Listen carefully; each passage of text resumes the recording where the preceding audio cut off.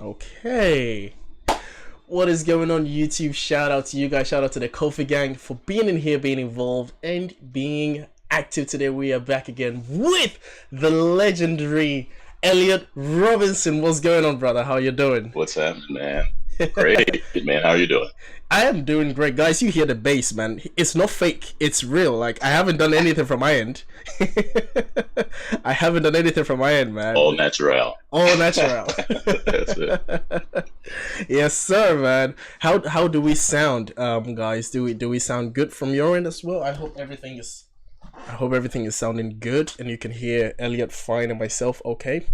Man, it's been good. I've been wanting to speak to you for a long time. I think we've been trying to arrange this for the past for the past few months, actually. So that's really good. That's really good that we're finally here, man. I'm really happy to have you.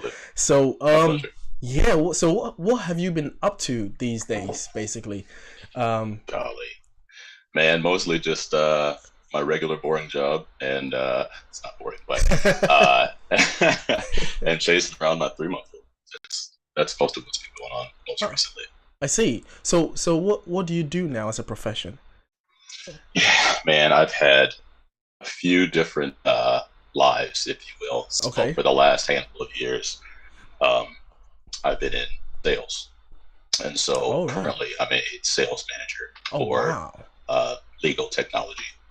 Man, without getting too complicated, but yeah. So I mean, I'm a licensed attorney also, so I chose not to really practice and do the courtroom and all that stuff, and use it differently. Exactly. So what was the what piqued your interest in all of these things, like especially with lawyer, the path of lawyer? That's a huge commitment, right? So you're a licensed attorney, but then you're not practicing. What was the deal about all of that? Yeah, so like I said, I've done several different things. Like back in the day, I was a personal trainer for a while, and obviously I was a full-time musician for a while. And what? Done it all. I've done it all, you know. Wow. And so the law thing, there's several aspects of it that piqued my interest. And I kind of knew that was the path I was going to go down from a fairly young age. But I studied music at my undergrad, from my undergrad degree. And, doing that for a while, doing the whole music thing, it has its pros and cons. Yes. At a certain point, I was thinking, okay, do I want to do this forever, or do I want to go ahead and get that license, put it in my back pocket, have other doors to, be open for me? And so that's what I did. And oddly enough, I my time with the House Jacks, like that opportunity came to me right after my second year of law school. So my third year, I did both law school and touring internationally, which was insane. And then did music for a while and got to Paris. So it's good to have options, Yeah, you sound like you have a lot of options. That is, all of this within what time frame would you say? Like, so 10 years? How long would you say? I graduated from undergrad, I guess, in 2008. Full-time musician for a while. Went to law school in 2010. Graduated in 2013. And I've been with this company since 2015, I guess. Okay. Yeah. Oh, that's a good time frame, man. And so within that, what time did you pick up personal training? Oh man, that was even before. That was way before. Okay. Yeah, like that. I'm gonna let you on a little secret, man. Here we go. I'm a huge nerd, right? So join the club. See, I'm right at home. Join the club. So. Yeah, and so that can apply to anything that I'm like really interested in. I completely I turn it inside out and really get my knowledge up. So I would say like in the middle of college when I really got into training and nutrition and all that. And so I got my personal trainer's licensure probably in 2008 or maybe 2009. Okay. Did that kind of in like right before law school, and for a while I did it after I was touring. Kind of had an operation where I was training people remotely. So it's still a passion, but it's been a long time since I've had that licensure. So, that's interesting. So 2008, 2009, around that time. So that means you were still doing music professionally then. Around that time, you were kind of combining all of that, because you were performing with Seventh Avenue around that time frame, weren't you? bro, we can really get into history big time because it's really interesting. So like 2008 is when I'm trying to think. So I did right after graduation, I had a gig lined up at a theme park in South Carolina, and that was actually really fun. And oddly enough, that's when I met, because they came and did a stint in a different part of the park as well for a minute. Okay. Lane and Ellie from Voice Play.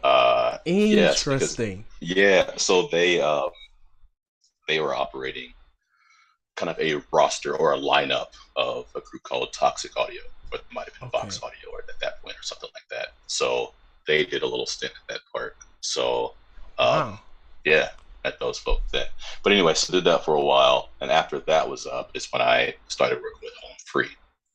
Yes. Because they you know, they had a couple cruise ships lined up or whatever and weren't really full time yet, and I was on the little this is aging me. This is like showing how old I am, but I was on the like raw, just recorded acapella review something. On the raw. Like, yeah, I mean, and it was like, this is so old school, bro. This is like a message board, right? So I was on that and saw, you know, Minnesota group looking for bass to do cruise, whatever, needs a low, you know, D2, and I'm thinking, come on now, easy, you know. So I submitted my stuff to D2. Like, come on, I'm not new to this.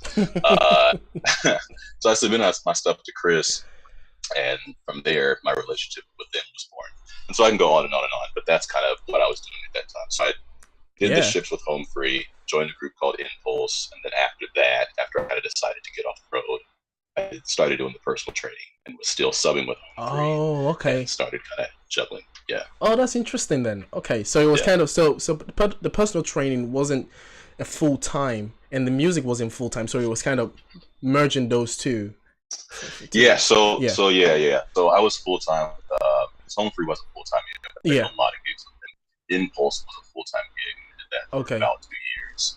Then the 6 months prior to starting about 8-9 months, I was doing the personal training. That's when that kind of started. As I was still subbing Home Free here and there because they were still kind of you know, making it coalesce with full-time thing. So they were working on different bases back then. Okay, hey guys, this is the first, 5 minutes into this. Shout out to you guys. Hey, listen, let me give a shout out to everyone in the chat room. Shout out to Jacob Restituto, brother. How are you? Another content creator out there. Appreciate your presence in here. Cecilia Person, Bill Sturm active in here. Stacy, hello Stacy. Maud, hello Rose, hello Kelly Williams, hello Justin. Hello you guys, man. Shout out to you. Really appreciate you guys. My age. Let me clarify that. So I'm 35. Okay. I feel 28 or 29. Somebody says I believe he's in his 40s. I'm definitely not in my 40s yet. That was going to be my next question. Don't put that on me. Don't put that on me. That was going to be my next question to confirm that. To confirm before any rumors stop spreading. Yeah. All right. Yeah, I'm not old for real. So, but for 35, that is quite the feat you have accomplished. That is. It's been quite a trajectory, man. That takes a lot of discipline, commitment, and all of these things. So, let's talk about young Elliot, right? Yeah. How did you build up that kind of how was that discipline instilled in you, and the family dynamics and your music passion, your inspirations, together with all of that? How did you pick that up? Like, how were you inspired in that way? Yeah, man. I've always just been super disciplined and super thorough. Like, when I say like I'm a for real nerd. Like, I'm for real. Like, I remember, like I was in grade school, didn't miss a day, straight A's. Damn. Skipped first grade and skipped another grade in math. So I was always just like the young guy, just way ahead of things. Wow. Not to toot my own horn, but like the first time I got a B, I almost blacked out. Like, that's like, I'm really, if I'm into something, I'm really into it, man. So the first time he got a B, had a heart attack, guys. Yeah, it was, the lights kind of went out, everything was getting black and blue, and it was like an 88 point, I was like, let me get extra credits up. Oh my God. I had to hold that 89.2 or whatever. It was, I still remember it to this day. It was 25 years ago, whatever. Wow. But anyway, that's ridiculous. That's amazing, man. But yeah, but with music, and it started early. So, growing up, I wouldn't say I'm from a musical family necessarily. There's always. I was raised in the church, gospel, Baptist, whatever. So I was, of course, exposed to a lot of music there. I was in the choir and all that, of course, but it wasn't like I've never really had a passion for choir of any context. Did you always have a deep voice? Like, did your voice break like at like 12 or something like that? Like, were you it was like I was like 11 or 12. Yeah, and it was like it went from my voice used to be so ridiculously high. Yeah, and then just like over a summer, it just like dropped to the bottom. Wow. And it's funny because like my parents and family and stuff, like, man, Elliot, your voice is getting low. And it's like kind of like if you're trying to change your physique, the gradual day to day, you don't really hear it because you're with yourself all the time. Yeah. But then there comes a point where it's like, ooh, I guess you're right. This is different. So yeah, it was like that. Yeah, you woke up one day morning, you started talking, you got all the cats staring at you a bit longer than yeah, and it's funny because I was like, I was like 5 feet tall at the time, Oh, what? This huge and super skinny, like, yeah, wow. It was crazy. And it's funny, man, because like when I was a kid, my in that same church that I grew up in, there was like a male ensemble, I remember. I see. And they, would perform on fifth Sunday, the third and fifth Sundays, whatever. But it's a handful of old deacon age, old guys. Yes, sir. And, the uncles. But yeah, great uncles. You know what I'm saying? Yeah. And but they were good, man. It's kind of like the Blind Boys of Alabama. That sound, that vocal tone, whatever. Because when you get older, your voice has a certain character. Yeah. Yeah. But anyway, so it was very just down home, gospel, whatever. But there was one guy, and I remember they used to sing "Roll Jordan Roll," which, if you're not familiar with that song, like the Acapella company, Are you kidding me? I know you know it, but I'm saying like the people out there, search it up. Yeah. But there was a guy, Johnny Tyson, I remember he used to just kill that bass. I remember thinking at like 5, right, super young, that's really cool. Like it must be really cool to have that kind of voice. Yeah. Sure enough, it is cool. And here I am. So it's kind of a funny full circle. So was church your inspiration? That's where you got the calling for bass, or did you always had that kind of notion where it's like, I might actually be leaning towards that line? Yeah. So it was church. Yeah. So I never like wanted to be a bass or tried to, had ambitions to be a bass necessarily, but I always thought it was really cool. And like when I was a kid, I remember the albums that my family had like playing around, like cassette tapes were going way back. We had like the Acapella company, we had, Boyz II Men, of course, and Michael Jackson and other male groups like After 7 and Guy were going back like, late 80s. I think we lived in the same house. I was like, wait, what? Yeah. We had the same playlist. Standard issue. They give all the black families like 10 albums. Yeah, it's like everyone gets this, inherits this.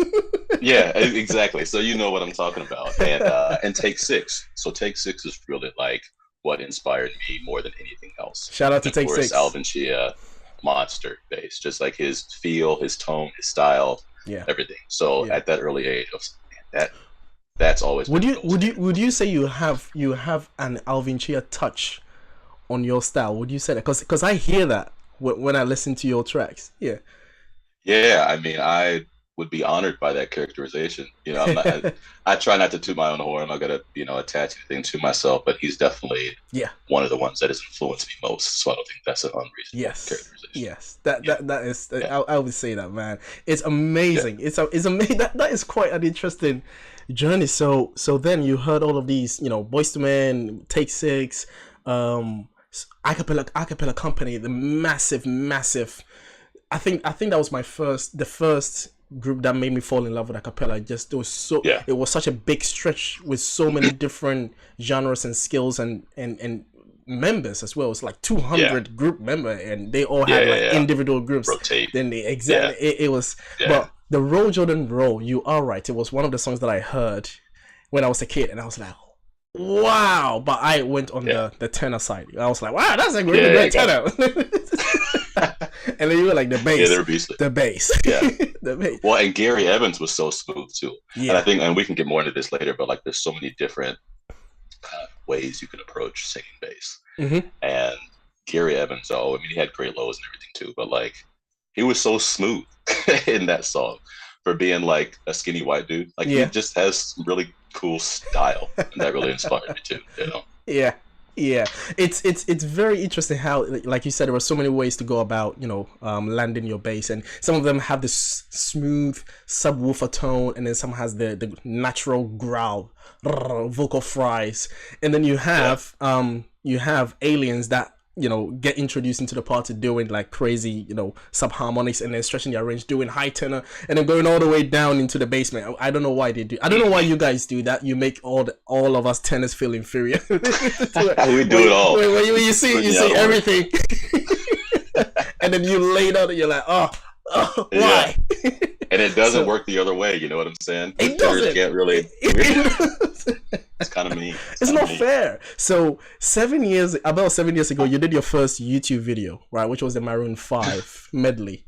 Right. Yeah. So that was kind of like a display of how your ranges work, right? So and that's funny. I didn't really ever intend to like make a bunch of content or collaborate a whole lot. That was actually, I'd decided to get off the road, right? Again, I see. Retire again for my few years with the House Jacks, which was a blast. And but so I'm trying to think what I was doing. Maybe going up to either driving up from Nashville, where I was living at the time, to Minnesota, either for an interview for the company I work for now, got the gig, or to actually like get my apartment and stuff set up. Either way, it was a super long drive, and that just kind of came to me. Like that's how most of my like mashups and stuff, it just kind of lands on me. And as I'm driving and like not distracted by anything else, kind of just putting the pieces in place. And then when I got to Minnesota, I kind of just opened up Finale and was like, put it down, and then it all just came to you. One thing I love about medleys and acapella mashups is the transitioning from one track to the other, and then bringing it back into the original track. It's just amazing. But I did love the how you took it slow down to sugar, the way you just did. I was like, oh, that's a different take. That's a very interesting take. I love that. That was brilliant. That was brilliant, man. That's really good. And I think too, it's like, I just love such a broad array of music. And like in that medley, it's got, it's Maroon 5, obviously, but it's kind of takes the groove from the D'Angelo, Brown Sugar, weaves in, rock with the Def Leppard or whatever. Yes. And it just, Baby Bash and all these different genres coming together. It's cool. I just to do things differently. What I mean? It's kind of my MO. So you listen to songs and then you get inspired by it. Were you like me when I was a kid? I would wake up like 4 a.m. and I think I spent like a fortune on headphones, right? I would get my headphones plugged in like 4 a.m. listen to songs, and by the time I wake up, I'm like, oh, I know what to do. Inspiration. Yeah. Mm-hmm. Did you have that? No, I always, absolutely. And especially like even in like high school and college, I was always the guy. Anytime you see me on campus, had on headphones. Lord knows what I was listening to. I just all that input being able to gather from whatever you felt like in that moment. Yeah, acapella nerd confirmed, guys. All right, good. I was just testing. Sure. I was just testing to make sure that you were in the right. I'm really about this. Oh, brother. Oh, that's good. That's good, man. I love this. All right, so then with this medley, 2 years later, I saw that you did the same kind of similar medley with 7th Avenue. With different groups of them. So you mentioned that you retired, and then you would get back to it, and then retire again, get back to it. So was it the fact that you still had a hope of becoming a full-time recording artist, or not at all? It was just the enjoyment of it. Funny enough, that has never been my objective. At all. It just kind of like opportunities kind of just presented themselves. I guess like when I graduated college, of course, music was my degree. So at that point in time, I was like, what music gigs can I get? So I guess then, but afterwards, and even like the House Jacks thing, that kind of, since Troy Horn, their bass at the time, who's also just monster of a bass and musician, I knew him like, oh, bro, the acapella community, and especially the bass community, is so just like interwoven and incestuous that it's not even funny. So Home Free is how I knew Troy, because Troy also subbed for them sometimes when I couldn't do it. And same, you know, after I was done with Home Free, Tim came in. So we all kind of like were subs at different times. Yeah. And that's how I know them. Yeah. So everything is just so interrelated. But that is amazing. Yeah, after I left, after I had retired, if you will, in 2015, yeah, just opportunities kept coming in to collaborate with different collectives and projects. And the way technology is, you know, why not? Why not make some extra music and extra money? Did some of them find you from like Instagram and like other on your YouTube or something? Or did they know you specifically from word of mouth from other artists? I would say more often. Nowadays, you know, people know me from online a bit, but back then it was more just word of mouth. Like Impulse found me because of some stuff I had on my MySpace. We're really going back. MySpace, right? MySpace, and then, you know, this is really a throwback. And the message board for the Home Free thing. And then later, like 7th Ave, of course, I knew those guys. I guess I knew of Heatbox through Rob Lundquist. And I'm still good friends with all these guys, with the Home Free guys. I knew Chris and his sister from Home Free back in the day and working with them. So it's a community, man. Like, even if you're on the fringe, people talk. And there aren't that many good basses anyway. Yeah, that is true. So that is true. It's just like somewhat can sing bass to alien bass, like level singing. Is that there's no middle. It's true. It's true. Yeah. There's like, oh, this baritone guy that can maybe do a low kind of, you know, and then it's like real basses. And then you have a handful of guys that Yep. That was pretty good, man. Let me pay attention to what's going on in the chat. Shout out to you guys, King Family React in the house, man. You guys are really active, and I've been ignoring you guys. Apologies, man. Man, this chat is really fun. What are you guys saying? Ikai, shout out to you. Says, is there a question? What does Elliot have on repeat right now? From King Family Reacts. Ooh, what do I have on repeat? That's a good question. So I'm gonna divert myself. I have my computer up right now. So let's give me a second. Intermission. yeah. Let me pull up. Now I will say, so I kind of tend to really appreciate vocal character. Like, I'm just kind of going through when I listen to a song, what I tend to hear and focus on inadvertently. Vocal character and kind of just the character of the song. But sometimes a song is so well written that the lyrics can help but find you also. I'm not a lyrics first guy personally, but anyway, man, it's all over the place. So like a week ago, I'll put it this way: sad music, even if you're not sad, just hits different. Yeah. Like it just that's the like 80-90% of the time that's the best stuff, you know. And so that I had a few days where that was the song Joji, Glimpse of You. That is have you heard that song? No, I haven't. Bro, it just the way you need to send that. You need to send that to me. How do you spell that? Let me find it on Spotify. Joji. I think I saw it on like a weightlifting meme or something like that. But I looked it up. Is it Glimpse of Us or it's Glimpse of You? It's popular on TikTok right now. Glimpse of Us. That's Glimpse of Us. Yeah, bro, it's so like sad and beautiful. It's so good. So I had a few days where I just wore that out. But bro, it's everything. Like, I just have moments where I'll go into Flint rap, or I'll go and listen to Banks, or, you know, Kalani, where it's just all over. Lettuce, bro, it's all over. It's all over. It just depends on the way the wind is blowing. Okay, that is awesome. So that's interesting. Do you have a guilty pleasure a cappella group that you just can't get out of your head? Like your go-to group that's like, oh, let me listen to this group because they just they have this particular song. Yeah. So I guess, okay, so to that question, would you say like presently or back in the day, like when I was getting started? Both, whichever one you're willing to. Okay. Yeah. Yeah. So let's start with back in the day. Okay, whichever order. No, I'll do it. I'll do it presently because that's go for it. Go for it. I've been doing this for like almost 20 years, right? 15, 20 years. So to be honest, there isn't a whole lot that I hear now. Like, oh wow, just because you've heard it all, you know. But what I make a point to listen to presently, Take Six. Anytime Take Six puts something out, I'm still like, gotta hear it right now. Right now. What's your favorite? What would you say your go-to track for Take Six is?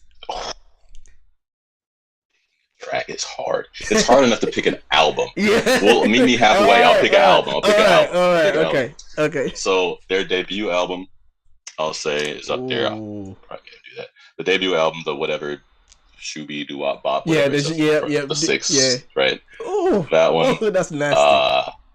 The one that came out in 2006, Feels Good. Feels Good. Wow.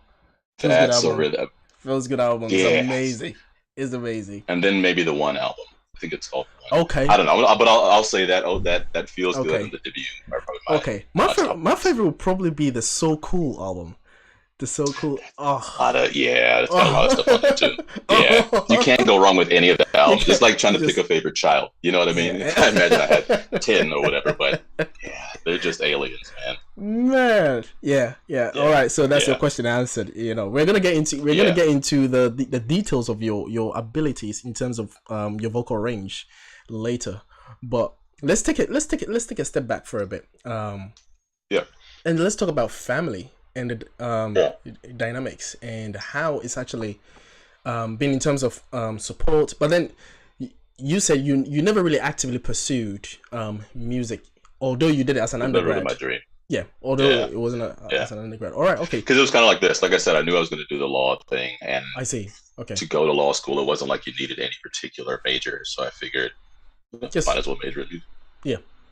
Oh. Yeah. So. Oh, right. Okay.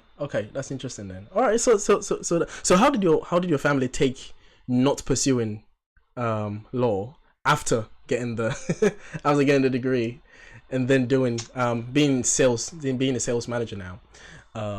How is that been? They've always been super supportive, and I think part of it is they know that I've always been pretty responsible dude, you know. And also, I guess more than anything, the opportunities were there. You know, I think I actually started out undergrad as a pre-law political science major with a music minor, and my teachers at that school, like my music minor, whatever, they're like, you really ought to think about doing this for real. Oh wow! And getting out of Central Illinois, and really giving it a go. And they really pushed me to delve deeper into it. So I wound up transferring schools to school in Nashville and majoring in music. So anyway, but once my folks saw that the opportunities were there, and how many doors were opening for me in music, when it became time for me to go into music, go for it. The doors are open.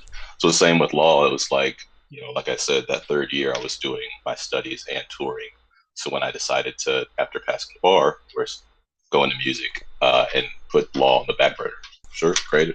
They're paying you, and you're only young once. Go tour internationally, absolutely do it. Now it's the time to do it. So they've always been. Wow, man, that is great. It's rare for people to take up opportunities like this and live a whole, multiple lifetimes and just go for it. And man, that is great. That is, I think you are, I would say that you're one of the few, percentage human beings that actually literally live the life of go for it, right? Because a lot of people talk, then they don't actually do it. So when did you become a dad, and how are you liking it right now? Late April 25th. So we're just past the 3-month mark. Congratulations, man. A little girl. Thank you, man.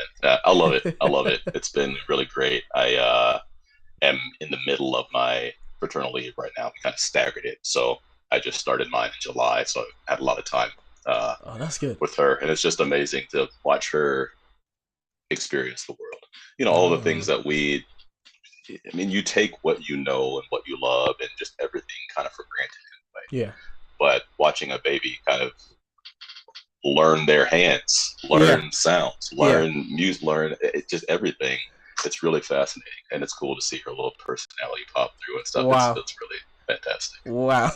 that's pretty good, man. That is pretty good. So did that change you in any way? Has that changed you in any way in terms of the way you see things, the way you see the world, or the way opportunities you like to take, or has that affected you and changed you in that sense? Yeah. A little bit. I mean, I think you know, if you really think about it, and this is maybe getting a little bit too philosophical, but I'll touch. Here we go. Let's go for it. You know, like nothing is ever really truly static, right? Mm-hmm. Everything that happens to you, for you, whatever, changes you or modifies your life or your mind or your whatever spirit in some way or another. So it wasn't like I was, you know, there was some big monumental shift of how I viewed the world or anything like that. Right. But obviously, you know, when she got here, it's just your priorities shift a little bit, right? Like you're it's not so much just about you anymore. Yeah. And you know, whatever. And as far as opportunities, as I've alluded to, I've never been huge on touring, so I, you know, haven't really had a desire to do any large scale touring in the recent past. Yeah, any opportunities that come up, I'll fit them in as I can, and she can watch Dad do this stuff on the side, you know, as much as possible. Yeah, I bet you. I bet you've already shown her your stuff. Like that's that. Yeah, that's she me. She loves it. She loves it. It's funny too because she loves. I don't know if it's just the human aspect and hearing voices, but she does like vocal music. Wow. I put on different stuff for her, and she likes a handful of different genres or whatever. She'll peek up to different songs. I got a little playlist for it, everything. The song she kicks her feet to and, you know, responds to. But but vocal music tends to like chill her out, and you can tell she listens. It's really funny. Must be in the blood. Oh man, that's good. Got a little super alto on the way. Oh, okay. You've already. I was just about to ask that. Alto, I was just about to ask that. Have you already started figuring out? Okay, you're gonna be here. You're gonna be here. I think that's where she's gonna land. Yeah, you start. She wakes up. You get the massive speakers on her ears. Take 6 morning. That's take 6 afternoon. Morning take 6 session. Scales. You know, we do it all. Afternoon workout, squats, you know. Now, you mentioned squats. Like you just mentioned squats. On your Instagram, you say you sell stuff and you lift stuff, right? So let's talk about like your personal training, the journey of your personal training. What is it? You know, because everyone has a different inspiration of becoming that kind of that line of work, you know, to help people or to even build your body as yourself, you know, as yourself, for yourself, right? So was it kind of like a powerlifting, CrossFit? What type of personal training were you? I mean, whatever folks need, and most of what people are looking for is to lose weight, right? Look better naked. That's kind of what the vast majority of the population would like to do, and so that's fine. And I think obviously that's a big component of what I enjoy, but I also just think, man, there's such a, again, being a nerd, such an art and science to the stuff. Like people just look at the sexy stuff, the lifting and whatever, but like there's such a science to the nutrition and manipulating these different attributes to, you know, make changes over time and modify your training to whatever your objective is. So for me, I do love the strength side of it. Like I wouldn't be happy to just like be lean and good looking and not be able to like do impressive stuff. Yeah, I like to be show and go, you know, look good, feel good, do it all. Exactly, man. That's good. You know? That is good, man. You know. Yeah. What would be the biggest challenge being a personal trainer or in your lifting kind of journey? What would be the biggest challenge that you overcame to say, oh, I wanted to lift or I wanted to squat? Like, what was that? What was the challenge going on there? Yeah, or for me, did you have any? Basically. Yeah, I mean, it's I just take it all in stride, man, and just whatever. Like, obviously, it's a challenge to whoever came up with this, Malcolm Gladwell or whatever. Kind of the 10,000 hours to mastery, whether it's mastery of a musical instrument or of whatever it is. Like, there's obviously for anybody that really gets into something a huge road of time and energy between being a novice and being really proficient at something. Yes. But knowing that, I wouldn't say it's a challenge. It's just being able to like buck up and put one foot in front of the next and walk down that road and just do the things you got to do. Okay. So I wouldn't say that's a challenge, but for me, like, I'll answer it both ways. For my own training, even though I'm not like super scrawny like I used to be, I just have long limbs, dude. So like bench press, that bar has to travel so dang far. It's tougher for me, you know what I mean? Yeah. So it's just like things like that. But as far as training other people, not everybody is as disciplined and diligent. Right. Did you get that moment where you had to realize that to realize that, oh, okay, there are people who are less disciplined than I am, because I'm thinking everyone is as disciplined as me. And it's interesting, man, because I think just as people, we get it's so easy to see the world through your own eyes and not pause and try and look at it through the lens. Yeah, more like being solipsistic, you know. Is that the word, solipsist? Yeah, I think that's the word. Like, just man, you're dropping the SAT words on us. You're flexing, okay? Oh yeah, bro. I passed. Yeah. Oh, love it. But yeah, I mean, you know, everybody's different, has their own challenges, their own objectives, their own things that get in the way and whatever. So, just being able to meet people where they are and figuring out how to make it work in their style a little bit more, make it something that they can sustain. Oh wow. Okay. You know? Okay. Yeah. So that the journey teaching people to get fit taught you something in that sense as well. Was that the first time? Yeah, definitely. Was that the first time you were in a position of teaching people? Have you taught anyone music wise? Have you taught anything? Yeah. So there were moments where, like early on, I was deciding, oh, don't live here, don't want to do this, don't want to tour full time, whatever.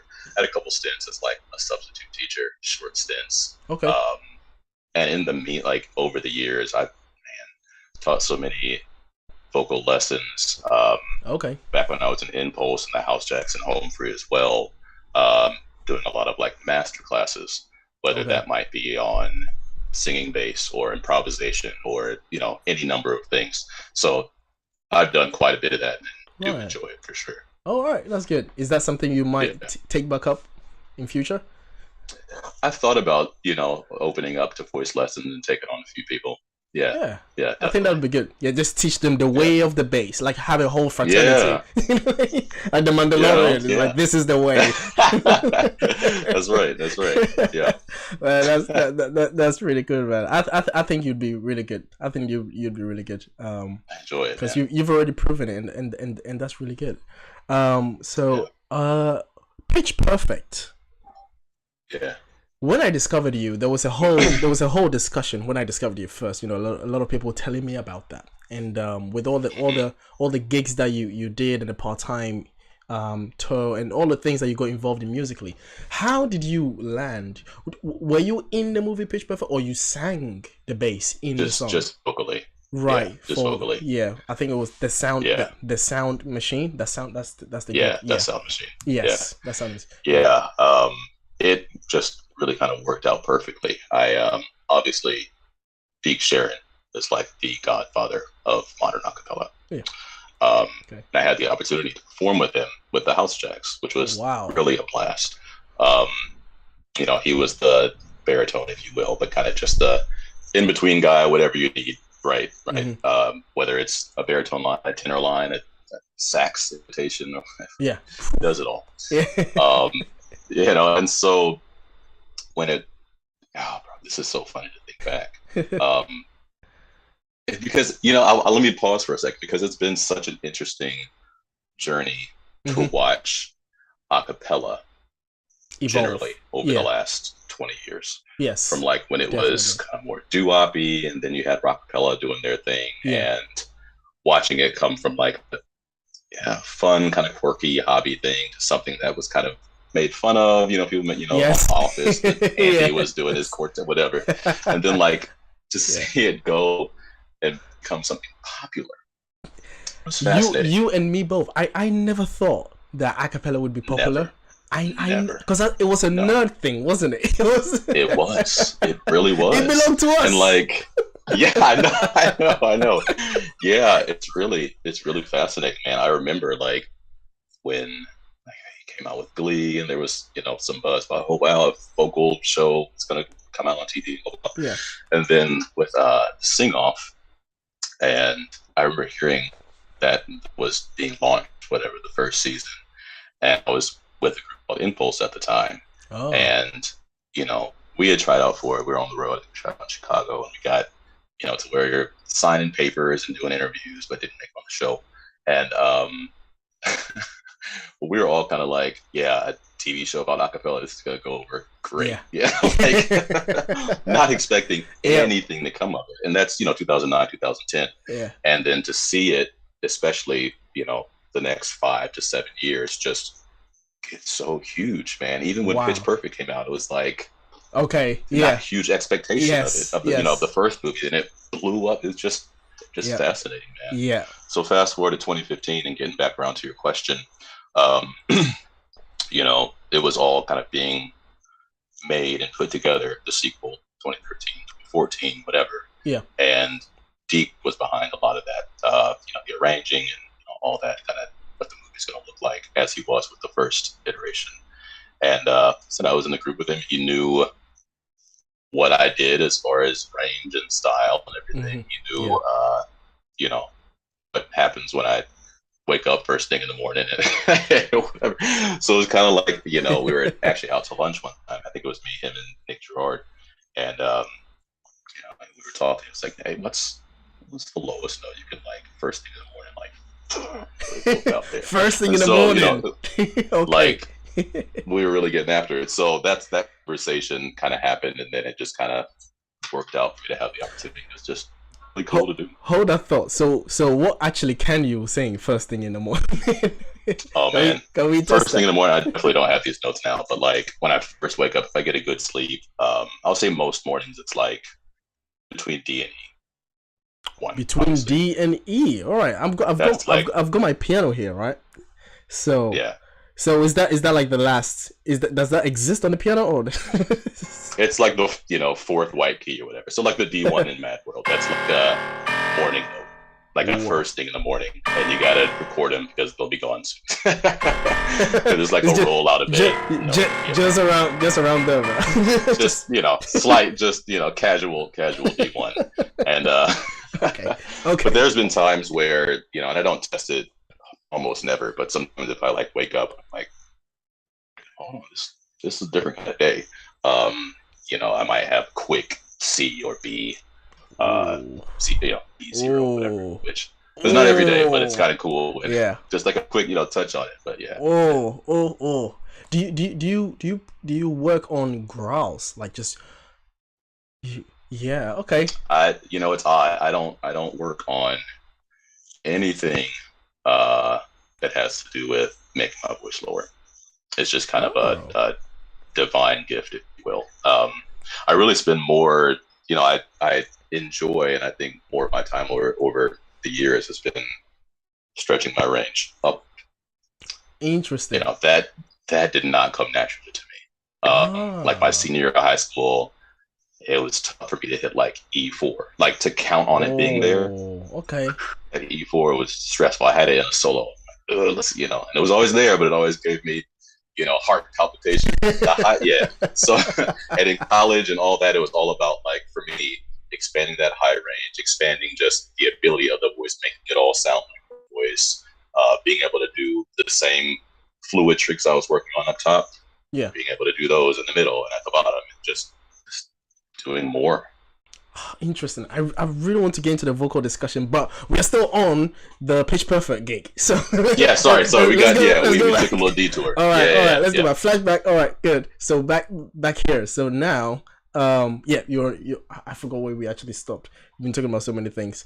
You were having a discussion about your lowest note in the morning. Yeah, there we go. Yeah. So most it's D to E on the average day. Okay. So this is back to the gig now. You were having a discussion about that, yeah. Yeah. So I mean, it was just a cool opportunity, and so we recorded. I guess that was May of 2014. Yeah. So you know, I had to wait a full year to hear it in context, but it was worth the wait, I think. But yeah, down in Louisiana, recorded right. it. So you recorded just the parts assigned to on you, site, and then you forgot about it. You're like, what am I? Yeah, saying? that was it. It was like, okay, sign the papers, do the thing. And it was a quick, man. It was like I was down there for 2 days, and it was the second day was kind of like, everybody had that just in case the first session didn't go great, if you're not good voice, whatever. Right. But I showed up. Deacon Ed picked me up probably at like 7:30 in the morning, and I mean, even signing the paperwork and meeting people, I was done by 10:30. It was the easiest, most awesome gig ever. Recording all the DSM stuff and parts. Like, this is kind of, we can have some like fun insider info. If you listen to, so obviously all the low bass for Dust Sound Machine. Yeah. But also in the end kind of medley thing where you listen to, where you hear all these different groups from different countries or whatever. Yes. And they're doing, I think, Any Way You Want It, right? And Pentatonics is in it too, right? Like it's this whole thing at the end where they're at the big show.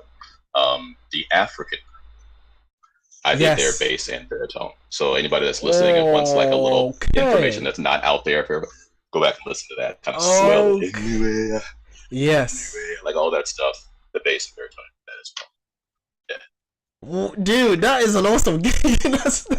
It's really cool. Were you surprised to see the result of it? Or not surprised, I guess, like excited to see the result of it. I think naturally you would be. Totally. Yeah, because I think when I recorded it, I don't think the other voices were in there yet. It was kind of just like the demo recording, and obviously the demo recording had a computerized bass for somebody. So hearing it all in context is just really cool, and also seeing it in context of the movie, because obviously when I'm recording it in 2014, I don't know what's happening in the movie at that point and what the tensions are and who, whatever. Yep. But it was really dope to not only just do it, but also just kind of meet the team, meet the producers and meet all the bellows except for Anna were there. So met, Rebel and all those ladies and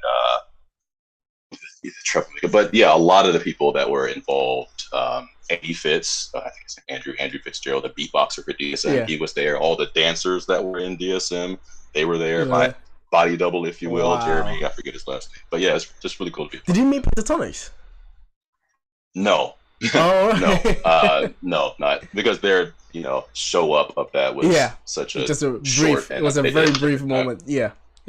Have you ever met them? I have met most of them.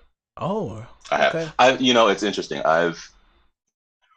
Most people in acapella, most groups and singers I've met or worked with at some point in time. Oh, yeah. Wow, that's interesting because it's a very close community. I understand because I was speaking with Jay Nunn a few weeks ago, and he mentioned the same thing. It's like it's a really close community. It's really difficult for someone to not know someone in the acapella community because it's such a small niched community as well. So it's very difficult to not know someone in the business as well. So that absolutely, and especially since like having done this for a long time, like now I feel like acapella has, it was ascendant and then has kind of trailed off a little bit, but now it's so saturated to where colleges have so many groups, so many professional groups or whatever, but go back 10 years or 15 years. Yeah. There was only a handful of groups. So really everybody knew each other. Like I said with Lane and Elliot, they've been doing it forever too. Of course I know, because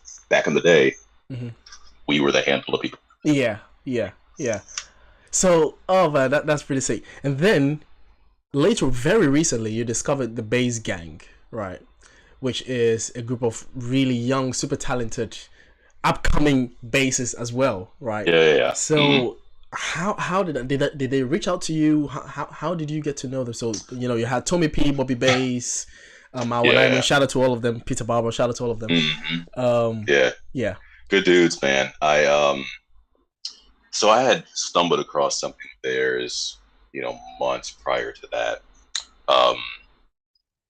but I knew, who hasn't seen a Bobby Bass video, right? Like, even before I I think I saw Bobby before he was the Bobby Bass or whatever. Yeah. The Halo video, and I'm thinking, oh, that's a really nice tone. Yeah. And then next thing you know, even though like I said, I've been doing this forever, I don't really go out and search for a lot of acapella or vocal or bass or anything like that. but the stuff will kind of find me. Like Bobby just generated such a huge following that, you know, I just kept seeing Bobby stuff every now and again. Yeah. And he just, you know, he has a very beautiful tone. Like I really like. He's one of the handful of young bassists I enjoy hearing Bobby's tone. Wow. So he was the one that I kind of learned of first, I think. See. And then somewhere along the way, you know, I had seen Tommy Pete mentioned somewhere. I'd seen a couple of his things, saw a couple of Marwan's, you know, super multi-track, all the phases. Yeah. To be so young, yeah, that's super dope. And to be so skilled and into it.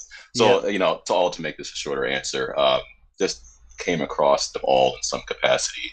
And at one point in time, Bobby reached out to me.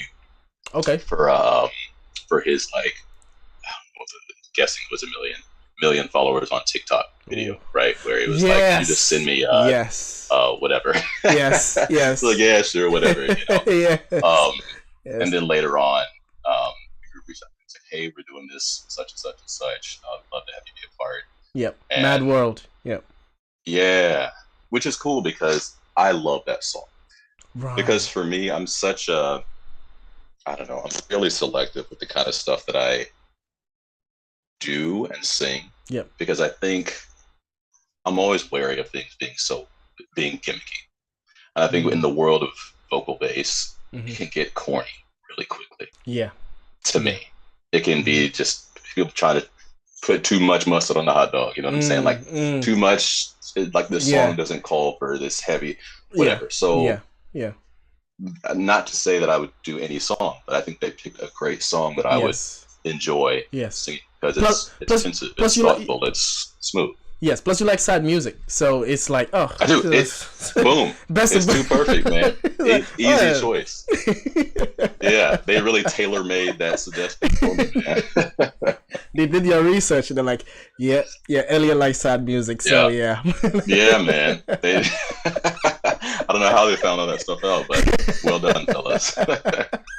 Oh man, that's brilliant. That's so mad. That you were right. That's a perfect track because I've always imagined, obviously being an acapella nerd, I've always imagined how an all bass group would sound. Yeah. And obviously the bass gang are such a neat concept. Exactly, and they are the ones that first actualized that imagination, bringing crazy formidable bass singers into one song, right? And how that would sound, and that is mind blowing, you know, and yeah. And shout out to Tommy for that arrangement because I thought that was a really solid arrangement. Yes, shout out to Tommy.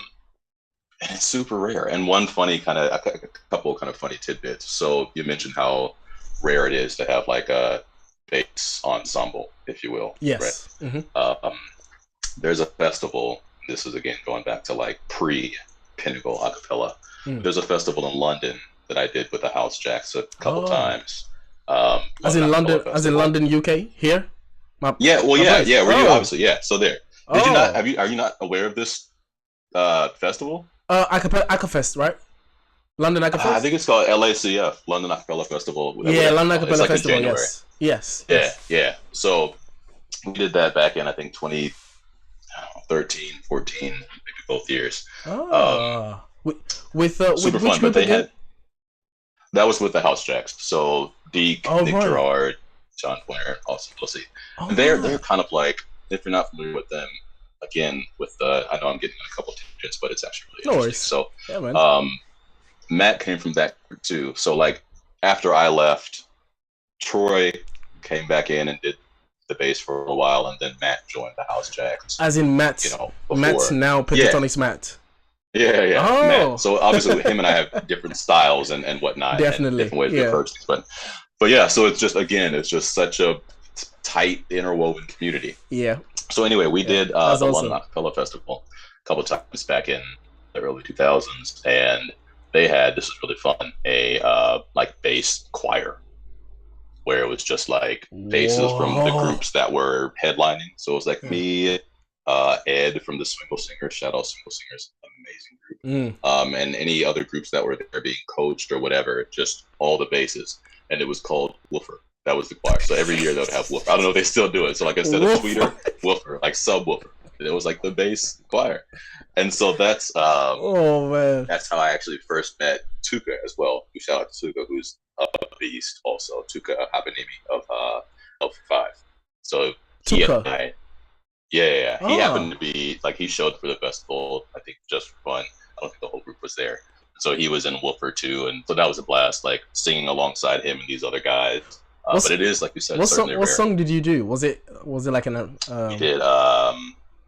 we did in 2014, whatever that last year was, where we did Woofer. How Deep Is Your Love by the Bee Gees, which is funny because the Bee Gees obviously falsetto and stuff, and they made it like a low arrangement. So I did lead on that one because, you know, I just like that smooth kind of stuff. That was fun. Deep River, which was killer. I think Zuka had lead on that one, and, you know, Beasted it, of course, and maybe a couple others. But it was a cool little thing to do, to throw together. Man, it's fun. Rare. You know yeah, it is, man. You have bass 1, bass 2, bass 3, and bass 4. That's the that's the parts. All harmonizing in that little tight space. Love it, man. I would want to be there to hear that, man. I live here and I've never been to a London Acapella festival. You got to, man. I need to go. I know, I need to go. If nothing else, just to see the Swingles. Like the Swingles, I would say they might be easily top 3. Easily of like live vocal music experiences. Like they're just that tight, that clean. Just you got to. I need to. Yeah. I'm gonna make that appointment to do that to myself. All right. Oh man, that's pretty good. That's pretty good. All right. So you've worked with so many people. Imani, included. Oh yeah. As well. Shout out to Imani. How was it like working with Imani? Because she is a powerhouse, isn't she? She's a monster. She is a beast. She's a monster. Yeah, I think, you know, what's really cool about all these collaborations is just the way they come together. Yeah. Because like with that tune, they what was it? Ready for a Miracle. Yeah. Ready for a Miracle. I've known Michael for a long time. Oddly enough, he and I have been friends since I was at Belmont. Like before, like my undergrad years, we had some mutual friends, and he would come down and visit. Yeah. So we go way back. Imani, I hadn't worked with her prior to that, but she's a monster, and it's cool because a lot of these collaborations, it's like, just putting it together, or whether it's the X and Bulls guys in South Africa or whoever, and they kind of have a general blueprint for what the song is going to be. Okay. But typically, when I'm singing my stuff, I haven't heard exactly what all the other collaborators are doing yet. So it is kind of like the Pitch Perfect thing, fun to do my thing, and then hear it all come together. Because I know Michael's gonna kill it. I know Imani's gonna kill it. I know, you know, Heatbox, or, you know, whoever is gonna kill their part. But to hear it all cohese is really dope. And for me, the thing that I love, obviously, the different types of arrangements and things, but normally, when somebody sends me something that I'm going to collaborate on, they send me a blueprint, and I will do that. Typically, I'll do a track of that, like as written, and then I'll do a track that has extra like double lows and, you know, little lead fills and nuances that aren't in the original. And it's kind of like, okay, from that, take what you want. So even after I send it, I don't know exactly what they're gonna piece use together and what they like the most. So it's kind of funny to think, for anybody out there watching, for any, you know, whatever video you might truly enjoy, there are things in Pro Tools somewhere that are like still on the cutting floor that might have been dope, but that person just didn't feel it. Didn't feel it. Right. Yeah. And that's how it was with Bad World. Like the in my lead, like there were just a couple of different things that we changed for the final, but like the lead didn't have that descend down to D1. So that was something that I just like on the day, like it was just a regular lead, and I, you know, did my track as written, and then did like a few different passes for that end. And there was one that went down to an E, and I was like, it's kind of cool. Stick that in there. All right.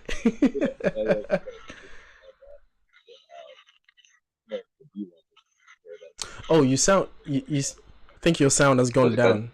Yeah, should be. Yeah, should be fine. Can you hear me now? Yep, should be fine now. Okay.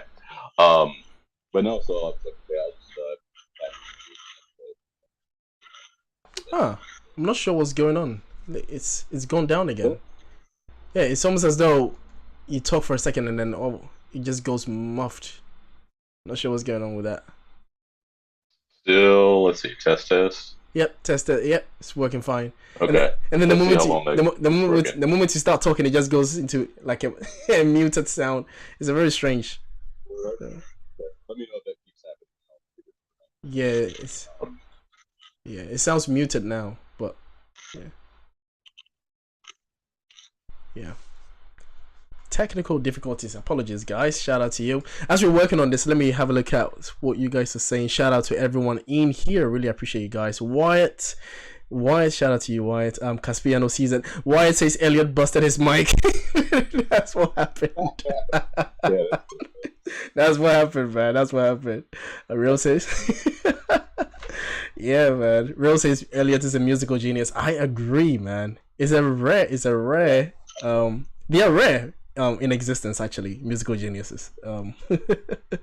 Yeah, Irish Shorts, hello. Says not doing it full time allows you to be picky. You're right, Irish Shorts. That's very it gives you the space to think and pick out what you get to get yourself involved in, especially if you have other commitments. That is right. Maud says, okay, I'll read the question later. Right, a number of you have questions. That's good. Wyatt says the song that makes me think of actually having too much bass is Jeff's take on Home Country Roads. Take me Home Country Roads. Right. Okay. I mean, maybe I need to listen to that again to have an opinion about that. But that's interesting. Yeah, there are some songs that can have too much bass, as you guys have said. Anyway, Ikai, I hope I'm getting your name right. Says Tommy said at the end of his latest video that there will be something from TBG in the next month. Who is TBG? I don't know who TBG is. All right. Okay. So the Bigfoot Brigade says couldn't handle the bass. Yeah. Exactly. Let's go. Yeah. Let's go old school. Let's go old school. Better? Sounding much better now. Yeah. Yeah. Awesome. Batteries on the ear pop. Oh no. We lost. I think we lost Elliot. I think he clicked on something. He's gonna come back. Let's give him a second. Give me a second, guys. Let's let me message him to make sure everything is okay, and then I'll get back to you guys. Shout out to you guys for being here and being involved and being active. You guys are awesome. Let me give you guys a sound. Really appreciate you guys for being here, man. Where's your crowd, man? Yeah. Okay, let me see. Is our boy okay? Okay, let's do this. Okay. Yes, sir. Oh, he's back. Let's go. Okay. Seems like. All right. Awesome.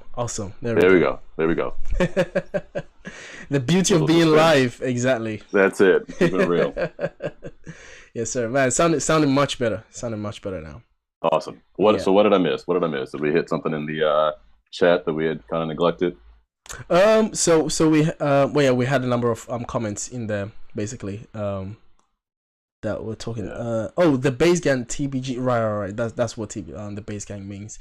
Someone said it couldn't handle your bass. That's why it disconnected you. That's what... Yeah, let's go with that. Let's go with that. Oh man, that's crazy. But we had a number of questions on here that I wanted to ask you, but I think we were talking about a number of things before it actually cut. We were talking about Imani, and then we were talking about I think different talents. We talked about so many things that is easy to forget. Anyway, there are some questions here that I want to ask you, and is when will we be getting more music from you? Shout out to Rose Douglas. We'll see, man. I like to keep it suspenseful. You know, I've definitely had some ideas recently that I've started putting down. So won't make it wait too much longer. Okay. Is it gonna be I'm not stopping. Okay. So it's not stopping. There's gonna be more music. Is it gonna be collab or on your own? Is this something that the thing that I'm working on right now is probably gonna be just on my own. There's gonna be more collabs coming too, for sure. Yeah. Yeah. Would you like to collab with the Bass Gang? Again, I'm sure the answer, we know the answer, but for sure. Yeah. I mean, I had a great experience with those guys. They're good dudes. It was an awesome arrangement. The video turned out dope. Like, why not? Yeah. What song would you like to actually do acapella wise, like with any other group? Like, would you like to? Like, that's a tough one. That's a tough question. Just because a song that's been in your head and always wondered how it would sound acapella. Yeah, but never got to it. Yeah, I mean, there are several, but it's all about the arrangement, right? Because you can do so many different things with the song. Yeah, there are some songs that, like, you know, I love to kind of like with the Sugar mashup, and the Shape of You too. I like to kind of put a different spin on songs. So sometimes it's difficult to say, oh, I'd love to do this song, because chances are anything I'm going to do is going to be kind of a rework of the song. There is a song, you know, I have this idea that who knows if I'll do it or not. And it's kind of like doing songs from, since I've been doing this for such a long time, doing a few songs from back when I kind of first started getting into vocal music. Really more of just the idea of like, okay, you know, 35 now, going on 36. I'm old. You know, next year. Says who? You know, I guess it's all in how you feel. So I'm still 27, but yeah, exactly.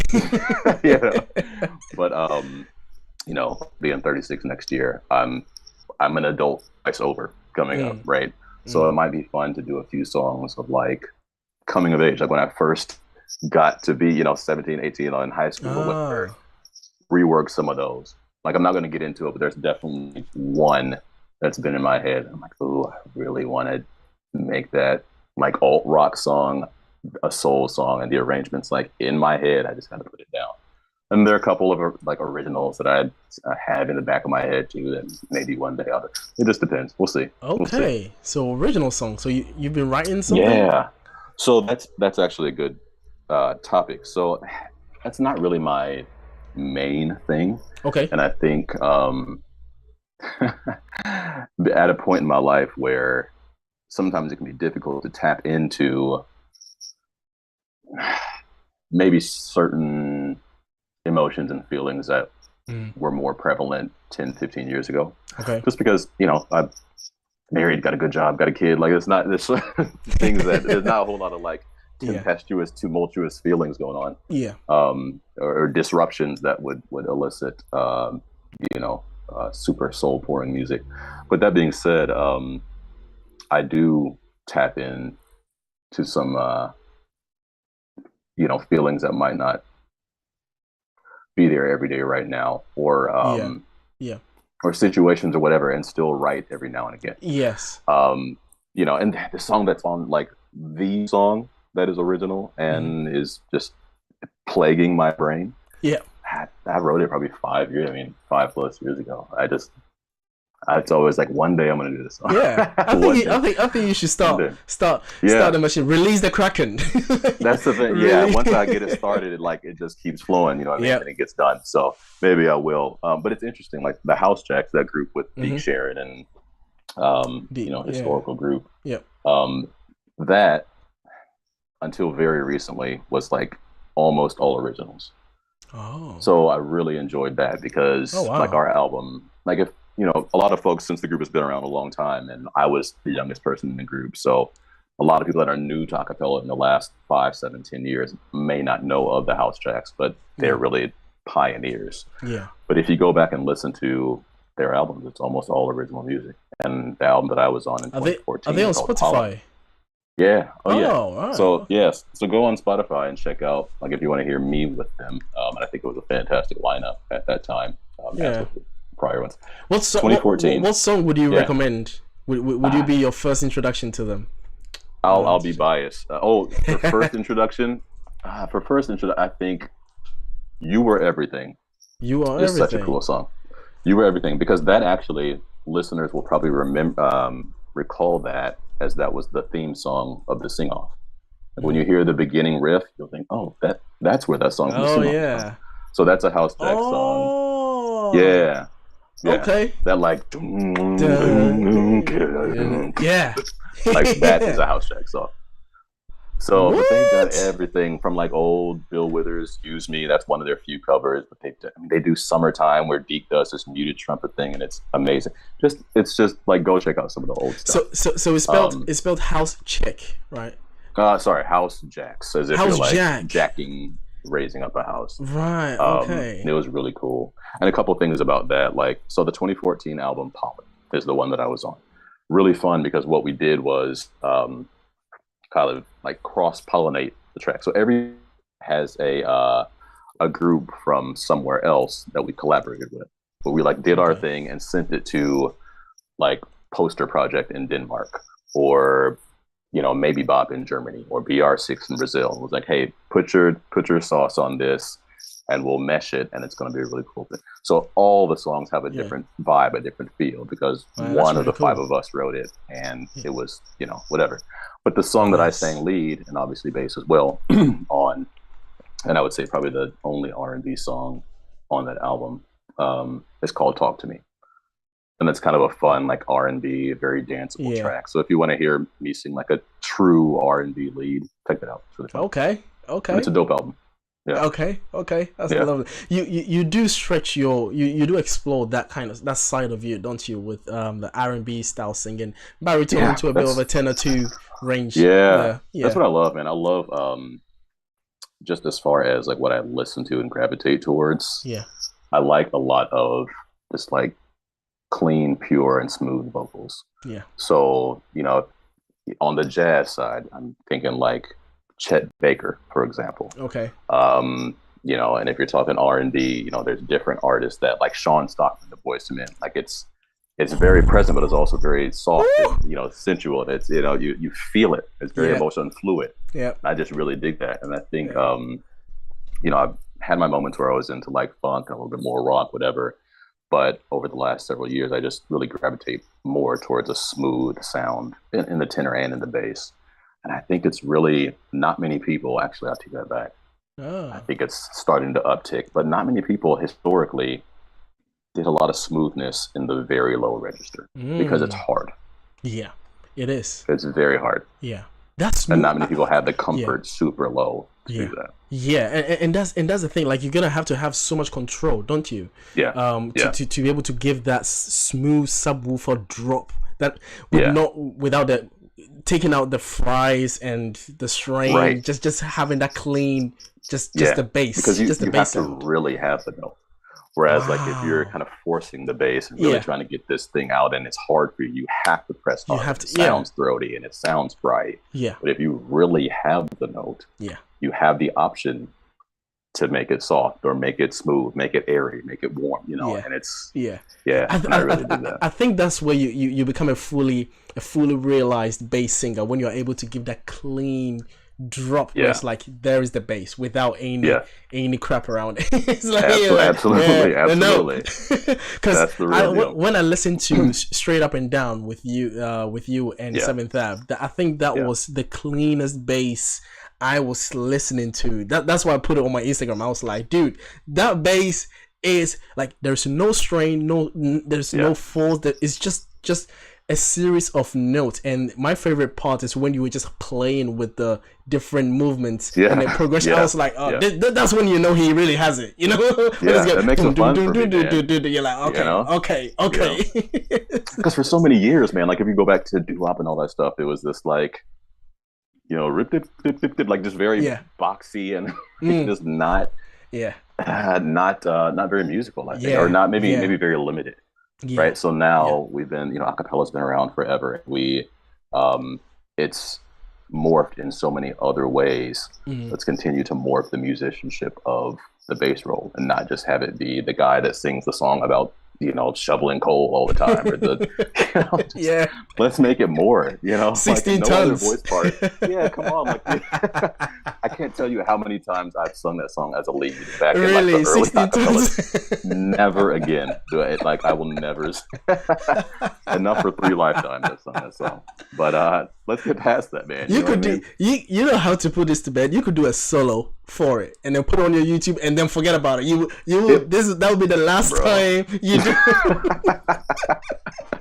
You're not touching this again. No, I can't do it. I can't do it to my psyche, man. It's got trauma, residual trauma from PTSD from that song, man. My days, man. That's brilliant. I think but the first time I heard 16 Tons was done by Jeff of Voice Play. Oh, that's the first time you heard that song. That's the first time I heard that song. Interesting. So Jeff brought it to me, right? So that song, when Jeff sang, I was like, wow. So I immediately went to listen to the original song, and I realized, okay, it's close. It's close to how he sang, but that is a really good song for a natural bass to really take on, and bro. And to for his history's sake, you got to listen to I got to shout out another, I'm showing my age, but back in the day with Acapella, like they had, I think they have Bryant now, who's a friend of mine, Brian Vance, great bass. You know, in the, I guess it was late 2000s and maybe into 2010s, they had George Baldy, very smooth bass. He did Papa Was a Rolling Stone, which I covered with Home Free too back in the day. But before that, and for the longest time, they had Barry Carl, who was just a beast, like just huge, burly, powerful voice. Great guy too. But he kind of was the first one to put 16 Tons on a map as like a for real bass song. Oh. So he does, I think he does it in C sharp, and it's, you know, it's a nice lead if you check that out. Any acapella geeks who want to like really go back to the OG days, if you will. That's a good one. Yeah, Barry Carl. He, you know, any basses right now that are doing it likely have Barry Carl as one of their early influences. I guarantee that's the case with Jeff, Tim, Avi, I'm sure too. Like, it's just, Barry was the man 20 years ago. That song is definitely, it's like the initiation for bass singers. It's like the test. Sure. You have to sing the song or you're not a fully actualized bass. I'm sorry. That's the absolutely. I didn't make the rules. The general conference written. Said it. It's like, you have to do it, bro. I'm sorry. Absolutely. Oh, that's good. That's good. So you mentioned Avi. Have you met Avi? I have. Yeah. Have you worked with him before? I've not. Oh no. No, I've not. I've not. We know. I'm trying to think when I met. So Avi and I have known of each other for a number of years. There were. Yeah, I'll leave it there. So we've known of each other for several years. And because, like I said, I mean, there's only so many good basses, and there's only so many opportunities. So a lot of times, just a handful of basses are being considered for a certain opportunity or another, right? Like, it's just the way it is. And especially around, 33, 35, you got Avi, you got me, you got Armand, Hutton, Hops, right? Reggie from Afro Blue. Like, there's only a handful, period. But anyway, so... but no, I didn't actually meet Avi, past messages here and there, but maybe until 2018, 19, something like that, when he came through for his solo stuff. Oh, right. Because he had Caleb and Jeremy from Street Corner touring with him at that time. And so when they were coming to town, I'm like, oh, hey, come out, hang, watch the show, let's kick it a little bit. And so that's, reunited with those two guys, great guys also. And and you performed with them, Street Corner. With so them. When Adam went to Home Free, again, this is the just passing back and forth of vocalists. So when Adam went to Home Free and they were looking for somebody, I was in Minnesota at the time, and I kind of was like, hey, I've done this and this and this over the years, I've got some flexibility, let me know if y'all want to work. And so we did for a good year or two. And then I kind of told them, I was like, some local gigs, said, I can do it, but I don't know if this one justifies it. You guys know Hops is there, right, in Nashville? And oh, wait, what? That's like, work with Hops for those things. So he's with them now, and Hops is a beast. That's interesting. So they wanted to keep you. They wanted to. I mean, we had a good thing going. Like, I had loved working with those guys, but obviously it's tough when it's Minnesota to Tennessee, and every gig you gotta, fly. Did you have to fly? You have to fly. Yeah. Ooh. Yeah. That's a lot. Additional expense. Exactly. It's like, okay. That's like, how much are you paying me for traveling expenses and everything? Exactly. Well, I mean, and you think of the groups like, you're already splitting money 5 or 6 ways for the group. For the gig, it's like, you gotta you got to control it. Yeah, I think that's one of the toughest thing about being an a cappella group, right? It's like one thing, you're doing something that you all love, but then it comes to the realities of the finances. It's like, damn, it's like this 5 or 6, and it's like it becomes very very challenging in that way, man. It's do you think that might be reasons why it becomes very difficult for a lot of a cappella groups to become, how do I say it, to build a really powerful kind of following for themselves, because finances? This is a good question. I think that's part of it. I think there's a few things involved. I think there was such a moment like that, like 2012, 2015. I feel like that was the moment to kind of strike when the iron was its hottest for acapella.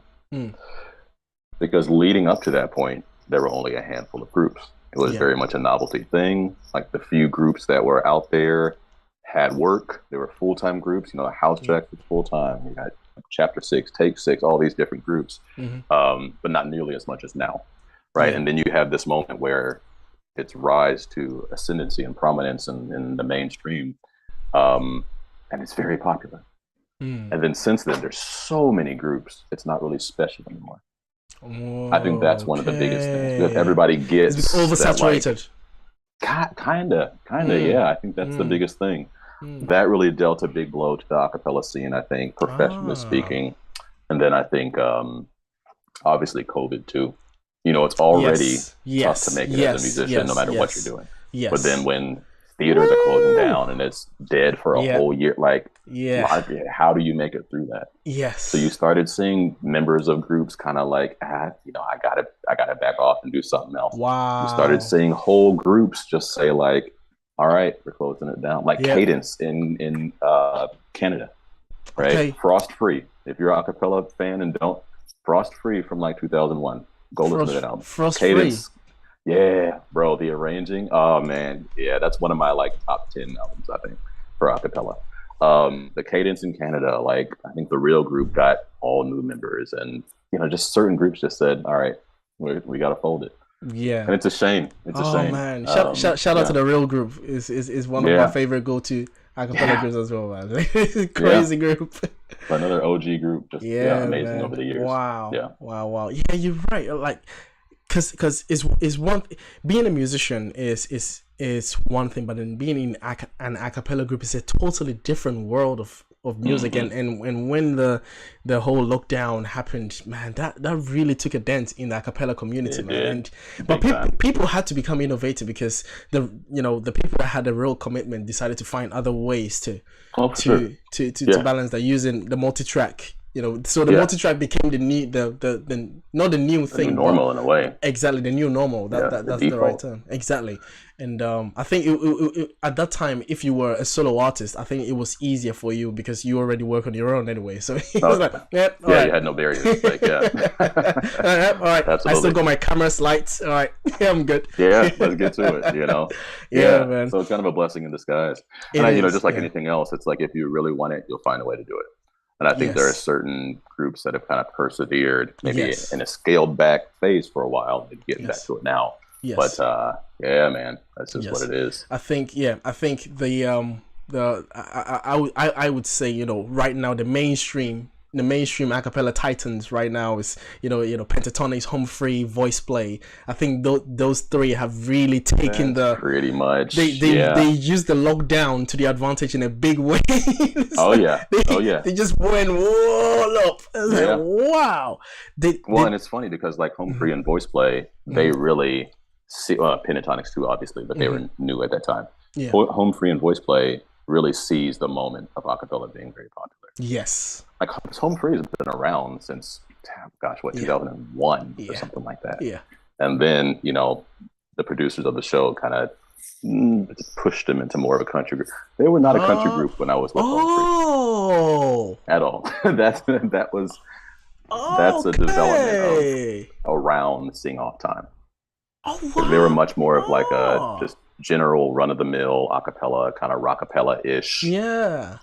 All the fun songs, whatever, Pretty Woman. And, interesting. But they, carved off their niche and worked that moment. Wow. Voice Play got on the show, worked their moment. Like shout out to them. But it was just, they struck when the iron was hot and then just continued making content and building it so it could sustain through the tough time. Wow. Yeah. I think did you get the how do I say it? Did you get the impression of some of the bases, the development of some of the bases, i.e. Jeff Castellucci with the sub-harmonics? Did you already know about sub-harmonics and all of that? Because for me, I was just discovering the bass. I knew bass because my background is Acapella, but I didn't know that there were different levels and different kind of classes when it came to singing the bass, right? And then I discovered sub-harmonics. I was like, what is that? yeah. So have you ever tried sub-harmonics yourself? I've tried it in as far as like understanding how to do it. Oh, right. Okay.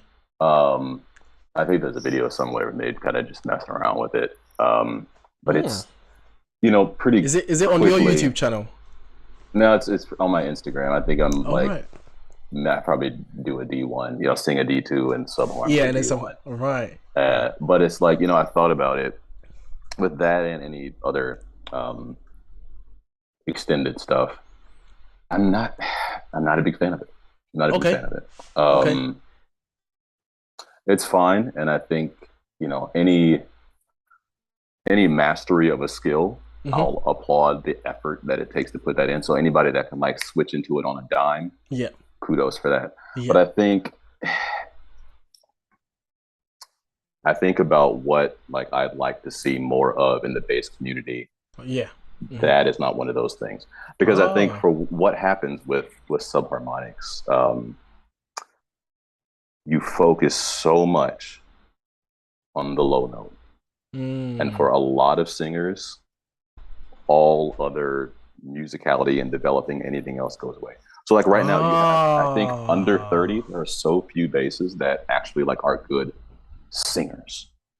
Because they're chasing the lows by doing this extra stuff, but they're not developing the skill set. That's such an interest. Oh wow! Because music is communication. Like you're communicating a feeling, communicating a story. So it becomes the chase for that emptiness, where it's like you can sing this low note.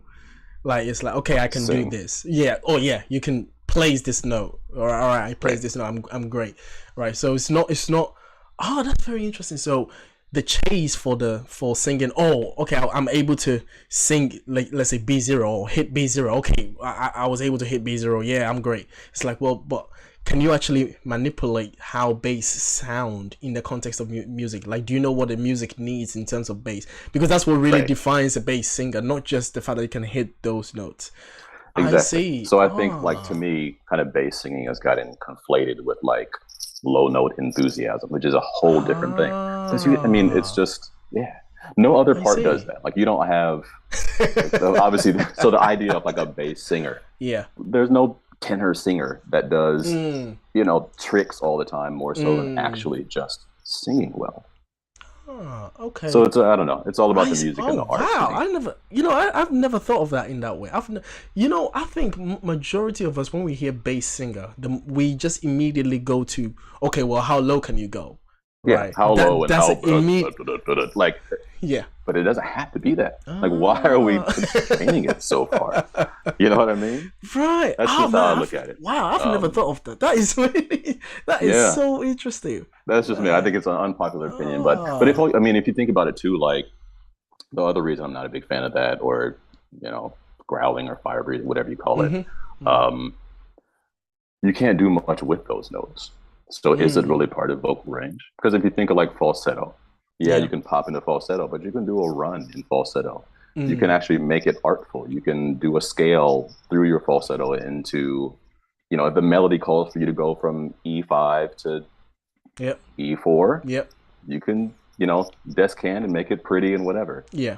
Sub-harmonics, you're literally just popping into it for the sake of a note. You can't do a run. You can't do a melody line that descends into sub-harmonics unless it's very clunky. It's so limiting. It's so limiting. Do you think it might be a matter of how it's evolved or how it's going to evolve? like for example, like if you look at riffs and runs, right, it's an evolutionary thing, because in the back in the day, the legends, they were not particularly doing riffs and run. It kind of evolved, because they could sing the high, they could sing the lows or somewhat lows, but they weren't doing riffs into the chest notes or into the note. They were kind of doing the highs just for the high's sake, right? And then it evolved into the riffs and runs and everything. So what do you think about it? I think it would be very difficult. I think I don't know if it's even possible, because since you're singing the fundamental that's an octave higher than the sub-harm you're producing, how would you fluidly do that when you have to pop back up? Right. So you've already split your brain into two, singing two notes at the same time. Right. Almost like doing like a polyphonic singing there, like singing, like an overtone, basically. Right? Yeah. So you're already doing something that is complicated enough. So to add things to it, you're right. I think I agree with that. I think I agree with that. Like it's a cool party trick. All that stuff. That's how I look at it. It's a cool party trick. Like if you want to end on that E1, but you don't have an E1, which 89.9. Of course, you don't have an E1. I get it. If you want to end the song on that 5, hit the B in your real voice or try or whatever, and get the 5. If that's what you want to do, fine. But it's so limiting. As far as the legacy I want to leave and the direction I'd like to see more people going towards, it's actually making bass music, making bass art meaningful, other than just the dooms and the bars, right? Like the more than just the lows for the sake of lows. Make it artful. Wow, that's the way I look at it. Wow. Yeah. Okay. Hey, listen. Shout out to Elliot, man. Hey, you've opened my mind in different ways. I never thought of that, man. Nah, seriously, that is. But it'll be interesting to see how it progresses. Like you said, everything is evolutionary, so it'll be interesting to see what happens with that. Becomes more musical. Yeah, I don't know. Yeah, but not my cup of tea. I see that. Now, I definitely see your point of view, and I definitely understand that. I definitely rock with that. Seriously, that is a great point. And I'm gonna guess that, like, I think most other super low basses probably feel similar. Like, I don't think there are any for real basses really mess with it, because A, why when you actually have the notes, but B, I don't know. Like, if I think about like Eric Holloway, killer bass, doesn't do any of that stuff. Now reach forward a generation, JoJo, killer, doesn't do any of that stuff. Is that JoJo? You mean JoJo Otiedu? Yeah. Shout out to JoJo. I need to get him here as well. That's my boy. Yeah. But he's a beast too, and he's one of the few young guys that I'll listen to. I'm like, so it's good. Yeah. I just think, and it's such a rare gift too. Like if you get to a place where the bass community is, or whatever you want to call it, is so focused on all these extended things, you kind of lose. And I'm saying this not just for me, because obviously I'm 90% out of the game. I don't really do a whole lot of stuff in this realm. Understood. Anymore. But like, even if I was a tenor, I think I'd feel this way, because I remember growing up and like hearing Eric Alatorre of Chanticleer. If you haven't heard him, the crazy mustache, Eric, is this ringing a bell to you? No. I need to check it. I need to check him. Check him out. If you look up at just any YouTube, Eric Alatorre, he kills on what's the name of that song? Ease on Down the Road from The Wiz. There's another song where he just sustains an F sharp forever, and it's so clean. But it's just, he's a monster, and it's just that is really special. Wow. We got to focus on the music, the art, and I think you'll lose something when you chase the extra stuff. Interesting. Okay, so put him on your radar. I'm gonna check it out. I'm looking at his mustache right now. That's your homework, bro. Yeah. I'm looking at his mustache right now. I'm just staring at the mustache right now. It's iconic. All right, great. My days. Eric, you know what? Let me show the people. Let me show the people who we're talking about. There's only one. He's the one and only. There's only one, man. There's only one. When you're a bass like that, you can do whatever you want with that. Yes, sir. So that's him, Eric Alatorre, with that mustache, man. Shout out to him. Okay. Yeah. Okay, I'm gonna have a look. He's a legend. I'm He's a gonna have a legend. look. Yeah. All right. Oh man. Okay. Now, but I definitely rock with what you're saying. I have a great understanding, and it's opened my mind into a different way of seeing acapella. It's like, because for a while, especially when I was young, my range was really high. I was very comfortable singing high ranges and all of that. Mm-hmm. I still somewhat am, but I'm more of like a falsetto kind of guy now. Sure. But singing high notes like can also become an obsession to a point where you lose the music of it. For sure. And then you're kind of hitting, you kind of stretching your range and hitting high notes just for the sake of it. It's like, why do you need to? Sometimes you don't need to go high. Sometimes you just have to just land it beautifully and then just finish it, and then that communicates what you want to communicate, right? Not just for the sake of, oh, you can do this high note, great, Why? There should always be a reason. Like, and I'm gonna make a plug, not a plug, but maybe harken back to something from when I was young, if you will. Was Tenacious D popular in the UK ever? No, acapella is not popular in the UK. Oh no. So this is like a guitar. Oh duo. Right, okay. So just for the sake of a laugh, in your own time, and anybody else who wants a childish and crass laugh, again, it's funny, like in high school, college, now it's kind of ridiculous, but they have a song called Softly. It kind of communicates kind of what we're saying here today. Yeah. So if you know that song, you'll laugh at what I'm saying. If you don't know that song and you're not easily offended, go Tenacious D, Softly. And it's exactly what we're saying about like the extremes. So let me tell you. So Tenacious D, yeah, and then Softly. That's the title. I believe that's right. Yeah. Okay. You'll understand once you listen to it. I would check it out. But you raise a good point, man. Like Bill Sturm gets it. Yeah. Nowadays, I think the other contributory factor is that like everything is kind of based upon, I don't know, shock or standing out now. Since everybody essentially has their own channel, whether it's YouTube or TikTok or Insta, everybody in a way is creating content. It takes more to stand out. So I think a lot of people get caught up in that and trying to find the moment that makes you stand out, and having, there needs to be a moment in every song where you're doing something crazy. Yeah. And that kind of cheapens art a whole lot. Wow. So I think it just takes a decided, deliberate approach to not fall into that trap as singers, whatever your voice part is.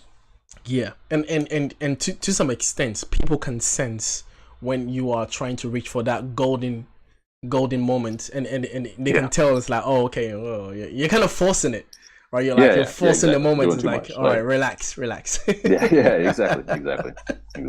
Oh man, that's a shame, but at the same time, it's like, that's where we are now, where everyone wants to go viral. Everyone wants their 15 minutes of fame kind of thing, and get your likes and your comments, and then just go away, sleep or something. It's a tough thing to navigate, I think. Yes. You guys in the comment section are talking about Dimash. Have you heard of Dimash? Heard of Dimash, I believe. I think Chris, like a couple years ago, put him on my radar, but I'm not super familiar with him. Oh right, okay. So Dimash is one of the alien singers right now. He's just like what in the high note range, right? And he's got a really wide range. He can go really low as well. I discovered him like 2 years ago when I started my channel, and dude blew me away and changed my mindset about how high the human male vocal cords could go. Oh wow! I never thought it was possible for him to reach these notes, for anyone to reach these notes without any form of like enhancement or any kind of sound effects. So, dude, we're talking like we're talking like like I think he's gone D6 before. Like no, D7. D7. I was gonna say 6 is not okay. Now D7. 7, we're talking crazy. Yeah, D7. Now. Yeah, I think there was a song. I think I forgot the songs of it. I forgot the song. I think it's not Adagio, but D8. You guys, D8. Yeah, pardon me. See, now we're talking crazy. D8. Yeah, crazy. You guys are right. You guys are right. Okay. Yeah, you guys are right. It's D8. All right, now we're in the realm of ridiculous. He sang it, and then I thought that it was the microphone malfunctioning. I thought it was like a sound. You know the funny noise that microphones feedback make. Cut out, like feedback. And people were like, no, wait, that was actually his voice. I was like, that's ridiculous. Wild. That's ridiculous. That's wild. That can't be. That can't be. I can't even comprehend D8. Exactly. You have to hear him do it. And that's the thing is like, but he has this ability that you're talking about is he's able to do that, but then make it more musical that it makes sense. Yeah. He does it in a way that it makes sense, you know, and it's a whole different thing. Yes. Yeah. And yeah. Like what you're talking about is very, very interesting. I would recommend Dimash. If let me type it in the chat so that you can copy it. So it's called Sauce dans de Trust or something. It's French. He's Kazakh. He's from Kazakhstan, but he sings in multiple languages. So yeah, definitely go check him out. And the title is Sauce dans de Trust or something like that. I don't know. If you type it in, it's gonna automatically bring it up. Automatically bring it up. But go check him out. I got some homework. Yeah, definitely go check him out. And you I think you would enjoy it. Especially with the way he just makes it musical, and it makes sense. Awesome. So he's one of the few high note singers that I'm like, okay, all right. I actually enjoy his high note singing. So yeah, it's very interesting. But yeah, I think we are gonna. It's gonna be interesting to see how the bass develops into the sub-harmonics as you were saying. But you definitely have opened my mind in the way of seeing it. That is a really good. And I'm glad that we dwelled on this topic as well, because it's a hot topic, man. You know, it is. It's popular. It is, and popular. Shout out to David. You know, who kind of made it a thing. I'm sure that's where I saw it first. Is it David Lawson? Larson, yeah. Shout out to him. Shout out to him, man. Yeah, for sure. Yeah. Shout out to David. Yeah, because I learned of him from the bass community, saying that he taught so many people how to do it, because he kind of made it like a discovery. He discovered that humans could do that. Like, how did you discover it? He opened the whole Pandora's box. The whole world. It's like it was hidden by the bass gods. You know, it's like you shouldn't touch this. I didn't know about it before, and so we'll see what happens with it. It'll be interesting. Yeah, definitely. Now that it's still as impressive, and you know, anyone. I look forward to anyone that's able to musicalize it in the way that you're talking. That's going to be interesting to see. But yeah, definitely understand your perspective, man. Anyway, but shout out to you guys. Let's see what you guys have on here. It says, what is your, shout out to Caspiano. CZ says, what is your lowest note? And all right. What is your lowest? I think we've already talked about this, but we spoke about it in the context. I think the lowest I'm aware I've hit is like B0. The B0, okay. That I'm aware of. That's like I said, I don't test this all the time. There was on record that you've hit. What song was that you hit B0? Was it Mad World? Oh no, that no, like that's just messing around. I might have done a slide or something in here or there, but I'm just talking like messing around, just singing off mic, not doing whatever. Yes. I think B0 is probably the lowest I've hit without, any kind of extra stuff. Yeah. I think it's one of those fun times when you're just playing with your vocals and you discover something that you can do. You're like, oh, okay. Yeah. I guess I can do that. It's nice to like wake up and like say a couple words and be like, damn, it's one of the days. I woke up on the bass side of the bed. Yeah. The bass god bless me. Yeah. They touch the vocals. Yeah. Do you, since you don't measure it, I think it would be a difficult question to ask you. If you know the full vocal range, like from low to the highest. Like I mean, you were struggling with E4 before, but now I'm sure that you've kind of stretched. I was like a teenager. Yeah, exactly. I didn't have voice lessons or anything, Yeah. Now I would say I can, as far as chest goes, I can always count on live like F sharp G easily 4. Obviously I have hit higher than that if I'm just not thinking about it and go for it. It's A4. I think I did in one song. Okay. I can, mix up to C sharp, maybe D. Like when I did the lead for When You Wish Upon a Star, I think that went up to that was really a challenge, but mixing like a strong chest mix up around C sharp. And then as far as falsetto, I would say reliably A flat 5. Sweet. And I've hit C6 once to my knowledge. That's decent.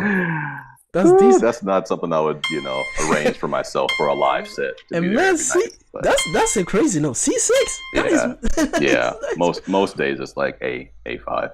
Why do you need C6? I didn't like. I did. Yeah. Sometimes like, and this is especially before having kids, but like, I'll just be in my office / creative room. I'll be just playing bass or just singing along with this or that, and just noodling just to like, get my skills up, get my chops up, and whatever comes out. And what is that? You know what I mean? Yeah. As far as notes go, so yeah. Nah, it's really good, man. It's what do you think in terms of like the way you see how do I ask this? It's a question in my head, but I'm trying to put it up. So there are people who work their way to develop this whole arsenal of bass, range, and then there is you, where it's like I don't even know what I can hit, and then you give the microphone, it's like low notes. You're like, wait, did you practice to get this, or did you just? I think you were just blessed with it, one of those. But do you warm up your vocals in any way, or as a bass singer waking up? I think just sleeping and waking up is like your vocal warm up done. It's like I just woke up ready. I mean, as far as low notes, I don't need to warm up, but I think this goes back to just being a whole musician, right? So if I have a show, or if I'm actually recording more than just super low notes, I do warm up. I'll do some sirens and a couple little scales and give myself a little bit of time to warm up the higher stuff, because that for me again is like what requires any kind of real effort. But you don't need to overdo it with the warming up, especially if you've had proper training and kind of understand your voice and how things are supposed to feel. Man, as far as, and I don't know if this is where you're going, but I do want to touch on something else. I think go on.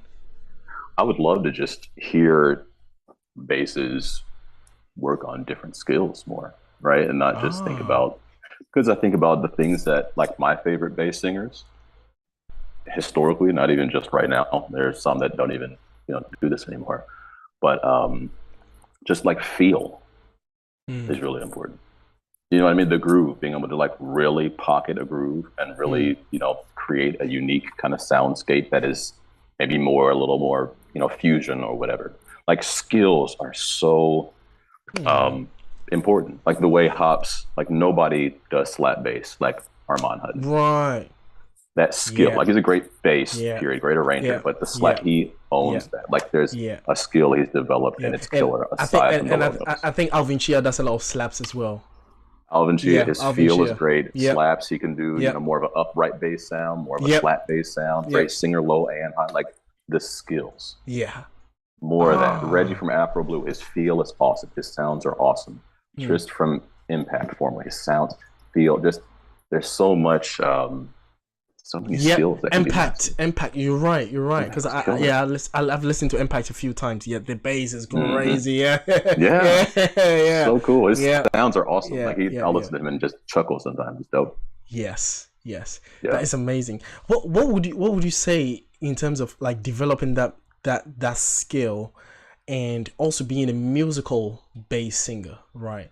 Like, how do you work your way? As a bass singer to develop that, because it's because when you become a bass singer, you're focused on go low. It's like, okay, well, we need to sing this tone and make it sound smooth. Okay, we need to sound a bit rough this time. Is this something that sometimes you're blessed with, or or you have to develop? I think it can go both ways. I think like it's crucial. I think the biggest thing to your question, that's a fantastic question, is to not exclusively and not predominantly, I get if you do a little bit, not predominantly chase what other bass singers are doing, because your favorite bass singers are chasing what other instrumentalists or singers that may not be bass singers are doing, right? So like Hops, for example, he's not listening to how another bass slaps guitar. He's probably listening to the instruments, Marcus Miller and to Flea and to whoever actual bass players, right? And so when I'm you know, and actually this is a conversation I had with Tim several years ago. There was actually a gig where Tim and I were both in an iteration of Home Free for one gig that was really interesting. Both of you sang bass? We like swapped on songs because by then it was 2013 for a cruise ship. It was like half the group was either off on holiday or didn't want to do it, and then half the group was like, yeah, let's make this money for this easy cruise ship. So it was me, Tim, Chris, Austin, and the beatboxer from Blue Jupiter, who I don't think is doing much anymore. So it was just a random collection of home freers, if you will. Yeah. But anyway, so I think just listening to taking off the blinders, right, from just the bass singer world or whatever, and looking at these other singers, other players. And Tim kind of shared with me, like, I found out about PDK, Paul David Kinnemer, who's another one of my favorites. Yes. Tim mentioned to me, and I was already aware of the guy, but said that like Paul was a big fan of listening to singers, whether that be Brian McKnight or Mariah Carey or whatever, not bass singers, and like replicating that and translating that into or maybe bass. 2 octaves down. You know what I'm saying? And so that's something that I kind of worked in more and more to my own sound and to those super low notes, since they are so comfortable, being one of very few to just noodle around there and do runs around G1 and just like really take that to the extreme. So yeah, just branch out, man. That's the biggest thing. Yeah, I agree. It's and more like being instrumental in the song rather than being a singer, right? So you're kind of imitating the instrument, and that's one of the things why I think I got so attached to Take 6 and jazz a cappella groups in that way, because I always wondered, like, how did they come up with these sounds? And then you listen to them, you're like, oh, they sound like trumpets in the way that they kind of imitate the sound, and then the bap, the do, and you're like, oh, that's how trumpets sound. It's like, and then you listen to Avi, it's like when the bass slaps, you're like, okay, bang, bang, you're like, that's a bass slap, okay, that's such a great from point. Outside. Yes, not just not the echo chamber, just you have to reach and then bring it in.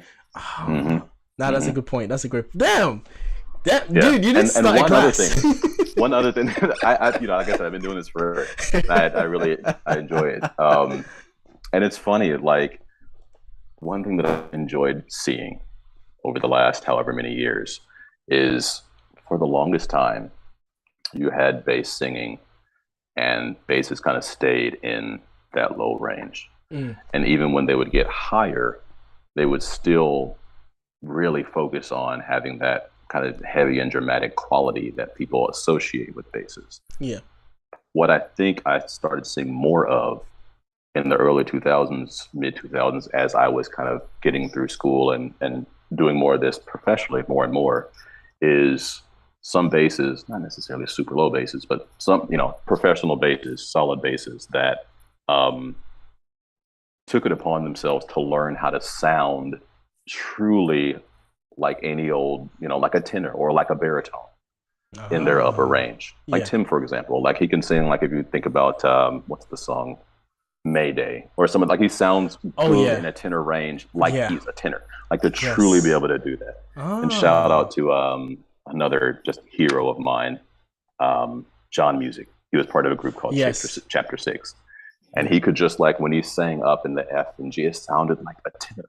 Like just being able to not think in just bass and bassiness, just expand it. So basically removing the excuse of, oh, I'm a bass singer, right? Yeah, so I'm trying to do this, but I'm gonna do it halfway, really, and then come back to my bass. I'm just showing that I can do this, and then just run back. But like fully going up there and then staying there to say I'm actually a tenor as well, and then come back. Do what the song calls for, and like build that skill. That's huge. Interesting. And I think that's one thing that makes your super basses. Like shout out to Tim. Tim's a buddy of mine, but I definitely put him in that category largely because of that skill. Same with Avi. He sounds great on his solo stuff, folk stuff, because it's not like I'm a bass and I'm going to sing this folk. It's just like beautiful tone, appropriate to the style in whatever part of his voice. That's what sets people apart. Avi Kaplan definitely is one of the few basses that the quality that comes out, you just hear, you're like, what? And even his solo stuff, it's very fitting. It makes sense. It calls for it. how very, very introspective. It just comes from him, and I agree. That's a really, really great point. You should start masterclass and just talk about it. You can be like, hey, young musicians, listen to me. This is bass singing 101. It's not always about that bass. It's not all about that bass. It's not all. That's right. Megan Trainor lied to you. I'm gonna tell you how it really is. Megan Trainor lied to you. It's not all about that bass, man. Sometimes you need to expand your horizon. Yeah, man. Yeah, that's it. That's brilliant. Love it, man. Yeah, anyway, shout out to you. Let me see what you guys are saying. Really appreciate you. Ikai says, I'm just super impressed with Elliot's vocal quality. Very smooth and velvety. I think you're having like an ASMR session with everyone here, bro. They're listening to you, man. That's really funny. I don't even think they hear me. They just listening. That's hilarious. They're all about that bass over here, guys. It's not all about that bass. Sometimes you need to listen to me as well. Man. Yeah, do we need to say why limit yourself if you might be able to do more? Exactly, man. Bingo. That is good. Iris says, Kofi, you should have Elliot on a special dial when you make your next video. Oh, really? Oh, yeah. I mean, that would be a good idea to do something with Elliot. Definitely. A joint reaction. That should be interesting. A joint reaction, a joint reaction would be fun. And actually joint singing, because I do arrange acapella as well. So there's a video on my channel actually that I brought up I think a few weeks ago, the first time, my first official video, because people didn't think I sang. Only a few people thought and then I did it. Yeah. So I sing left and right. So it's Light in the Hallway by Pentatonics. I covered it. Okay. And basically and it's only literally on my channel. You go there. That was gonna be the first video you see. And it was something that has always been in my mind, and I arranged it, did the 5 parts of it, and literally threw it out there. So you did a different arrangement of it. No, literally the transcription. The so you lifted it. Literally, Gotcha. literally learned by ear, and then just arranged it and did everything by the bass, tenor, and all of that. Just stretch my. But I'm not a natural bass, so I'm just kind of like copy and paste. Like, copy bass. I got you. Just try. I got you. Yeah. But I will work with Elliot, and if I have to bribe him, I will. All right. Okay. We'll figure it out. Yeah. Man, shout out to you guys, man. Rose says, Kofi, don't be shy, let him know. Yeah, I've let him know now. Are you guys happy now? All right, I've let him know. These guys, man. These guys. Oh man. So Ikai said, I hear you, Kofi. That's why you guys need to collaborate. Oh, you guys are really pushing this. What is going on? They're really pushing this, man. I want a question. You guys are give me a question. Man. That's awesome. Thank you. Iris. Ikai says, I hope I can get your name right. Says, I'm not usually wild about falsetto, but Dimash is really very different. He sounds like a true soprano, and that's the thing is like you would call voices like that like countertenors, like Mitch of Pentatonics, right? You hear that like it's like just but then it gets to a point where you're like, that's just a pure soprano, man. Like it's not, there's no way it's about, it's just like wow, that's so well done. It's really a gift, man. It's really special. Yeah. I was definitely obsessed with high notes when I was growing up young. It's definitely, I can talk about it all day. It's such a great topic. And I was actually thinking of I really enjoy this conversation that we've had, and especially pushing the boundaries and challenging the way that we think about how we sing and translate the music and everything like that. I probably would love to have more of this conversation, really, and then challenge the way we see music in that way. I think that's a good idea, because you've opened my mind. I'm not even kidding, man. I'm telling you, man, the free flow of ideas, like it's just that's how the universe grows, the universe of bass singing or of acapella or whatever. Just exposure to different viewpoints and styles, for sure. Yes, definitely. What would be your favorite kind of baritone, tenor to kind of or R&B style singing that you've done or you do on your daily basis that you really enjoy, like a really favorite line that you just like to practice over and over again?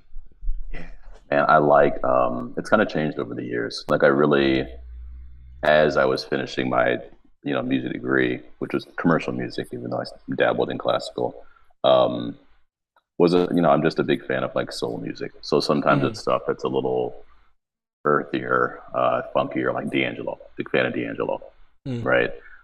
Big fan of also one of the guys over there, Omar. I don't know how aware of him you are over in the UK, but just like funk soul. But man, I just love really smooth vocalists too. Like nowadays, like that Joji guy, just very just I need light to listen to and it. pure. It's such a beautiful song. But even like there's a guy named Victor Duplay who is just more aqueous R&B and it's so smooth. Or Mike Milosh, which is like electronic, so smooth. Like I'm just all about the smoothness and the emotion now. Yeah. Oh man, that is pretty good. That is pretty good. Are you looking to come to London Acapella Festival anytime soon? Then. If the opportunity comes up, I'll be over there. I love London, man. I had a blast living over there. Man. So if I come over sometime, I'll definitely hit you up. We'll do something live. Definitely, yeah. It's a whole. But I do see a lot of people post on social media when they go there because I have a number of friends, that do that. Sam Robson's in London. Do you know Sam Robson? He's in the UK. I don't think we've ever met. I don't think he was at the one that I went to. Oh, you know of him, but I know of him. You know of him. Sure. Yeah. Multi-track monsters and all of that. Yeah. Jacob like, too. All those guys. Jacob Collier. Oh. Yeah. You're like, why do you exist? It's like, it's not fair. and then you have the equivalent in the US, which is Peter Hollins. Right, he's also like, You have you met Peter Hollins, or do you know of Peter Hollins? I've not met Peter, and I don't know if it's because he's way out there in the Pacific Northwest. Okay. So that's like, I think he's in Oregon or something. All right, that's way out there. That's in a different part. Yeah. No, we've never crossed paths. I do like a lot of his stuff. Obviously, great arrangements, great singer. Another friend of mine, Tom Anderson, does a lot of his arrangements. So, them two teaming up is just is beastly because they're both geniuses. But no, I've never met him, and I'm not really as familiar with his stuff as much as others, to be honest with you. I might know 3 or 4 of his covers or whatever. Yeah. Killer talent though, for sure. Definitely, man. I have such an appreciation for anyone that can sit down, come up with a whole arrangement by himself, sing it, mix it, master it. And then I'm just like, because I did mine and it took me like 6 months to put everything together, obviously with life outside and work and but that's the same thing that everyone goes through, you see, and putting everything together and then just over and over again, singing it once. It's like you're your hardest critic. You're your worst critic. Like you put the line down, and it'll probably climb at you. Like, oh damn, I should have turned that word a little bit differently, or I got it. Yeah, you're a perfectionist. It's hell. It's a labor of love. I don't like how I said this word. I don't like how I mentioned this word. That ruins the whole line. You have to do the whole line again just for the word. Absolutely. Yeah, man. I'm just impressed with anyone that can just do that. Like I'm just like, okay. There's a lot involved. Yep, it is, man, and yeah, definitely. I think, because since you already have experience in that line, I think it would be really fun to see you back to do, because obviously you were thinking of doing things on your own anyway.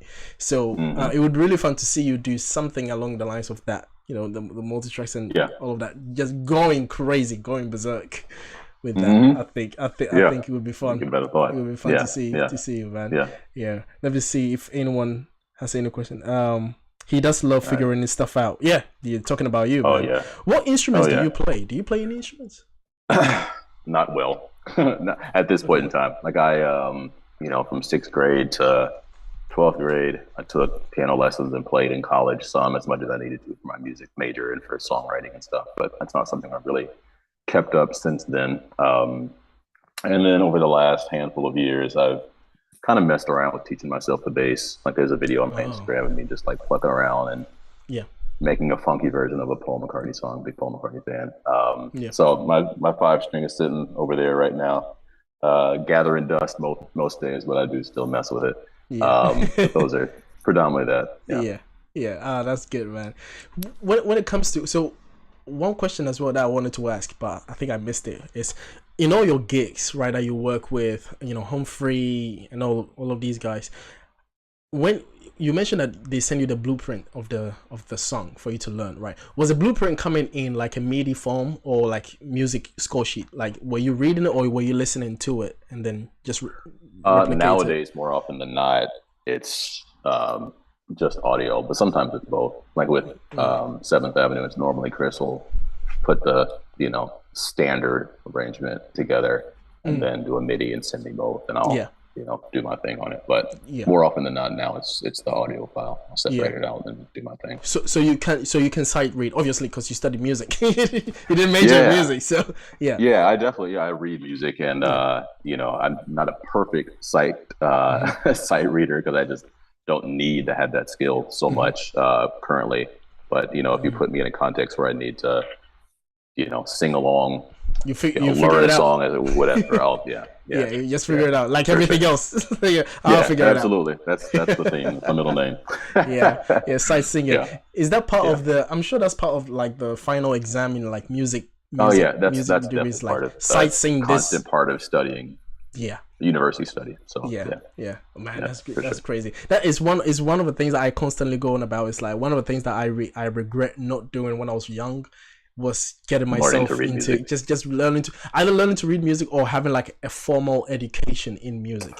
Like it makes a difference, man. Yes. Yeah. Yes. Every knowledge that I have of music is purely through experience in my journey through singing and everything. And that's what I use for my reaction channel, right? It's purely from experience. Innate. It's just one of the things I'm like, I wish I was forced to. I would be one of these people that were forced to learn piano or something like that. Yeah. And it pays off later. You know what I mean? Yeah, exactly. And I'm like you said, I'm a big believer in that kind of experiential learning, and that's very important too, because you have a lot of people who are book smart as far as music, but don't really have the soul, the spirit to understand how to really make the song come to life or whatever. So it takes both sides. But I definitely agree, man. I'm very fortunate that I was able to kind of have that formal training after high school. My teacher is just immeasurable value to me as a musician, as a person, for sure. Yeah. That is pretty good, man. Do you sing to your daughter? Yeah, I do. I'll sing to her. Back when she was, I don't know, she's pretty good about sleep now at the right time, but she was awake late, and I was trying to calm her down. I would sing to her, and she was calmed by the super lows. So that was. I was just about to ask. Lullabies. I was just about to ask which range is she comfortable with? Is it the mid range, the low? That's the calm down range. The one octave and down there. But I'll sing to her. I'll make her little stuffed animals sing and dance and stuff. It's actually really fun. She feels the vibrations, the frequency is just right. Everything. It's just all right. Safe, warm. Okay. That's brilliant. Man, that is crazy. Do you sing to your wife too? I would think less. It doesn't get annoying. We've been together for a while. Yeah, she's heard me sing enough. You know what I'm saying? She'll overhear me singing, and that's enough. She tells me I should sing more, but Oh man, that's really great. Anyway, man, listen, it's been such an honor to have you here. Thanks for having me, man. Man. Seriously, thank you, man. I'm glad that you enjoyed it too. I would really, love to have you over again to have another conversation or to do something together in future. But definitely, when I discovered you and my assumptions about you were, correct, very great, in-depth, musician. And I really hope that you get back to it. You have the time at least to get back to it, and then do something. And then maybe in the future, in the crazy future, we see you do something with your daughter as well. Who knows, man? That would be so fun. Who knows? Plucking in that alto, man. That already assigned alto for her. It's already assigned for blossoming. Her. It's blossoming. We're gonna put her right there. No, it's good, man. I'll definitely we'll definitely keep in touch and do something else. And like you said, it's hard to find the time. I still enjoy this stuff, man. So there'll be more music. Definitely, for sure. man. No, seriously, really appreciate you. Really appreciate you for taking the time of your day to do this. And my regards to your family, and shout out to the Kofi gang for being here, and all the Elliot gang in here, the bass gang. Really appreciate you guys, and thank you for being here. Really appreciate you, man. And I'll see you guys in the next interview. So stay tuned, guys. I'll see you guys. And Elliot, if you stay on for like 1 minute, after that we'll say goodbye. All right. Shout out to you guys. Sounds good. All right, thank you guys. See you guys. Yo, goodbye. Bye.